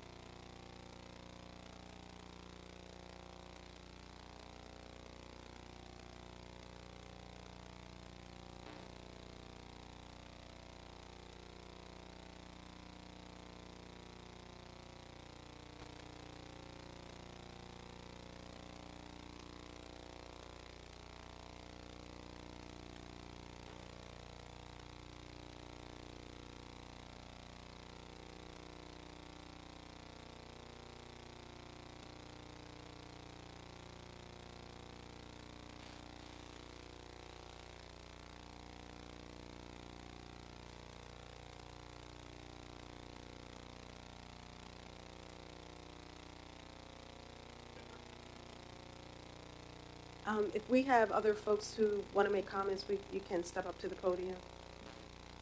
State your name and where you reside in the district, please. You're welcome. Good evening, everyone. My name is Dana Burnley. I reside in Cheltenham Township. I would call it East Cheltenham. I am on the border of Melrose Country Club. Okay, thank you. Thank you. I don't know when my timer starts, but I'll just say right now. Okay. I was at the May meeting here again. Hi, everyone, again, for the June meeting. My message that I will convey tonight is a message of a plea for support. I have 2 African-American males in my home, along with my husband. I am a mom to, an auntie to so many kids. Again, this is a plea for assistance, a plea for more support. As you know, I'm a football mom, but I'm also a momager, and I take care of the education. My husband does the sports. So, I just want to place that. I'm going to set that there. So I'm crossing over to sports right now. And I'll use my child and a couple of our children for an example of about what I'm going to talk about. So name, image, and likeness is something called NIL. And it's something that is really being pushed forward now. And Division I, not only for football, basketball, hockey, lacrosse, what have you, tennis, track and field, there's $20 million, 20-point-something million that it was a ruling, I think it was yesterday, for each Division I college. It's a lot of money. And you have to do that with your collective and whatever else. There's like 3 little buckets, and if you go to a college visit, they'll talk to you about all of this stuff. So I'm going to use my child for an example. He has 7 offers, which actually turns into 1 committable offer. And we think he's okay, right? He can be snatched at any minute by somebody that has experience on the field already. Okay? But that's so far. He has a whole nother season, and we know everything's going to be okay, right? Right. He's a student first. I'll use his 1 offer from UConn. UConn's tuition is $20,000. He loves the school. $20,000, sorry. $60,000 out-of-state tuition. 60, that's Westchester. 20,000 is Westchester. Right. $60,000 tuition. Okay? You have this. At the time that I did these measurements, facts, figures, it was $2 million that they had in their NIL bucket. You have to separate that out amongst the kids, right? They have the NIL bucket. You have the collective bucket, which is a whole bunch of other people that put money in there. You have to separate that out. My child just wants to play. He does not care about the money. Me, I'm going to put it on the side for you because football is not forever, right? I'm going to use another 2 fellas that just got offers from Delaware State. Delaware State is 20-something, maybe 25,000 a year. They do not publicize their NIL because they're just an HBCU, but there's money there now because we're getting certain retired football players that are coaches now. So we know more money is being dumped in. The plea is our boys do not get the support like the girls do, and more so the football team. So the football team does not get the support that even basketball, soccer, track and field, all of these other sports. Again, this is a plea. If you need proof, I can give it to you. I'll use one example, and I know my time is almost up. We just had a graduating senior. His name was Isaiah Barnes. Isaiah Barnes was the sole football player that was chosen to play for the Eastern East versus West game for Pennsylvania. 1 kid. The year before, it was 3. 1. There was no support for that. We had permission from admin, principal, what have you, for him to play. He had to get clearance again, get a health thing again because it wasn't season time. He had no support. Again, African American male. Only sole person chosen is a great player. No support. These boys, they've came more together because of the situations that we can't change. So we have to move forward. They're good boys. Again, I'm going to keep standing here until I feel as though we are supported enough. They're very, very, very tight-knit now. I'm asking again for support.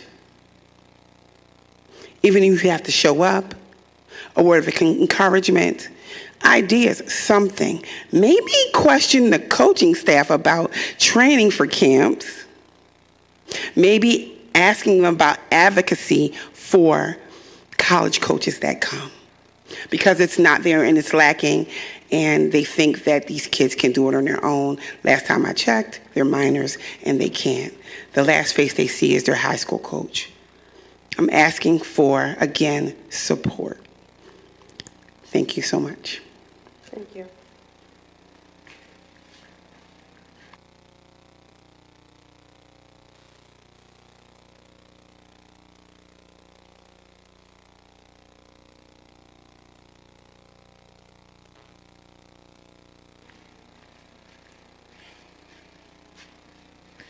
Hello, my name is Terence Knox. I reside in Elkins Park.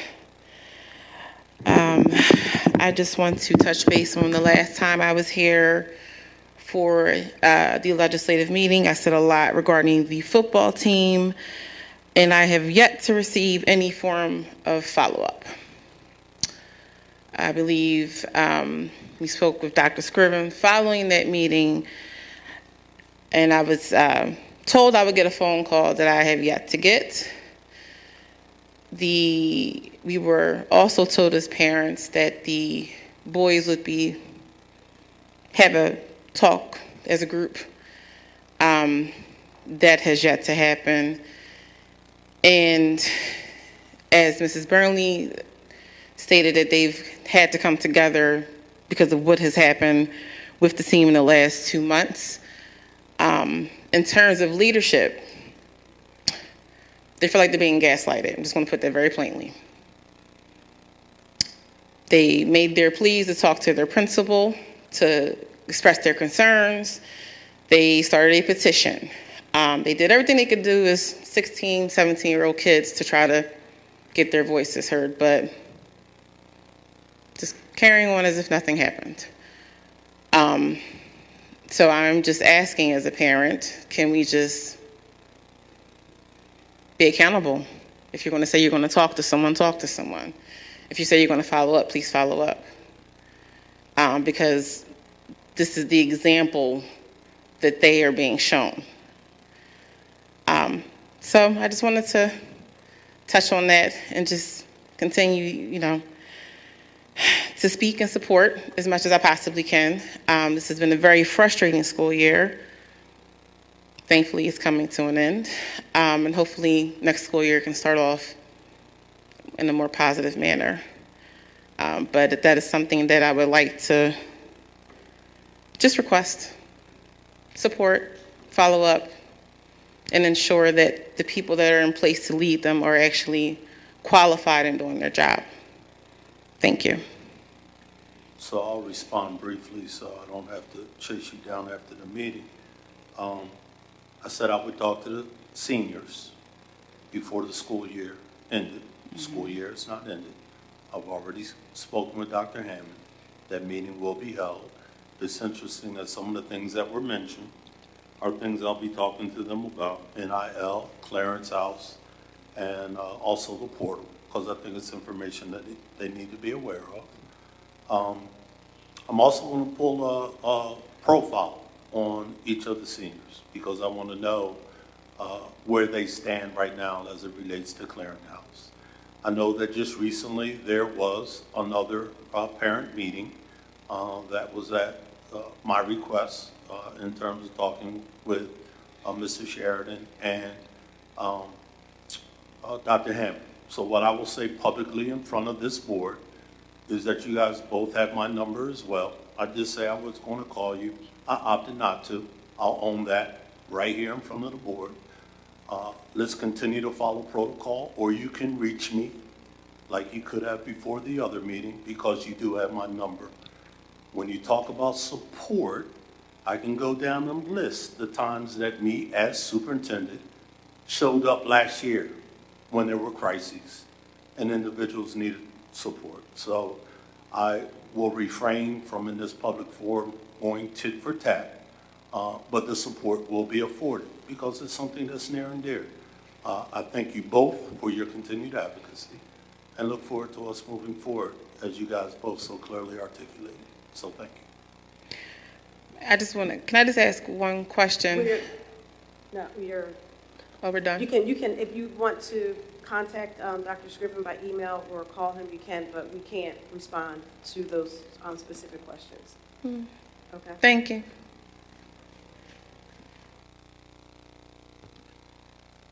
All right, we will, I will make future meetings are listed on the agenda for upcoming meetings.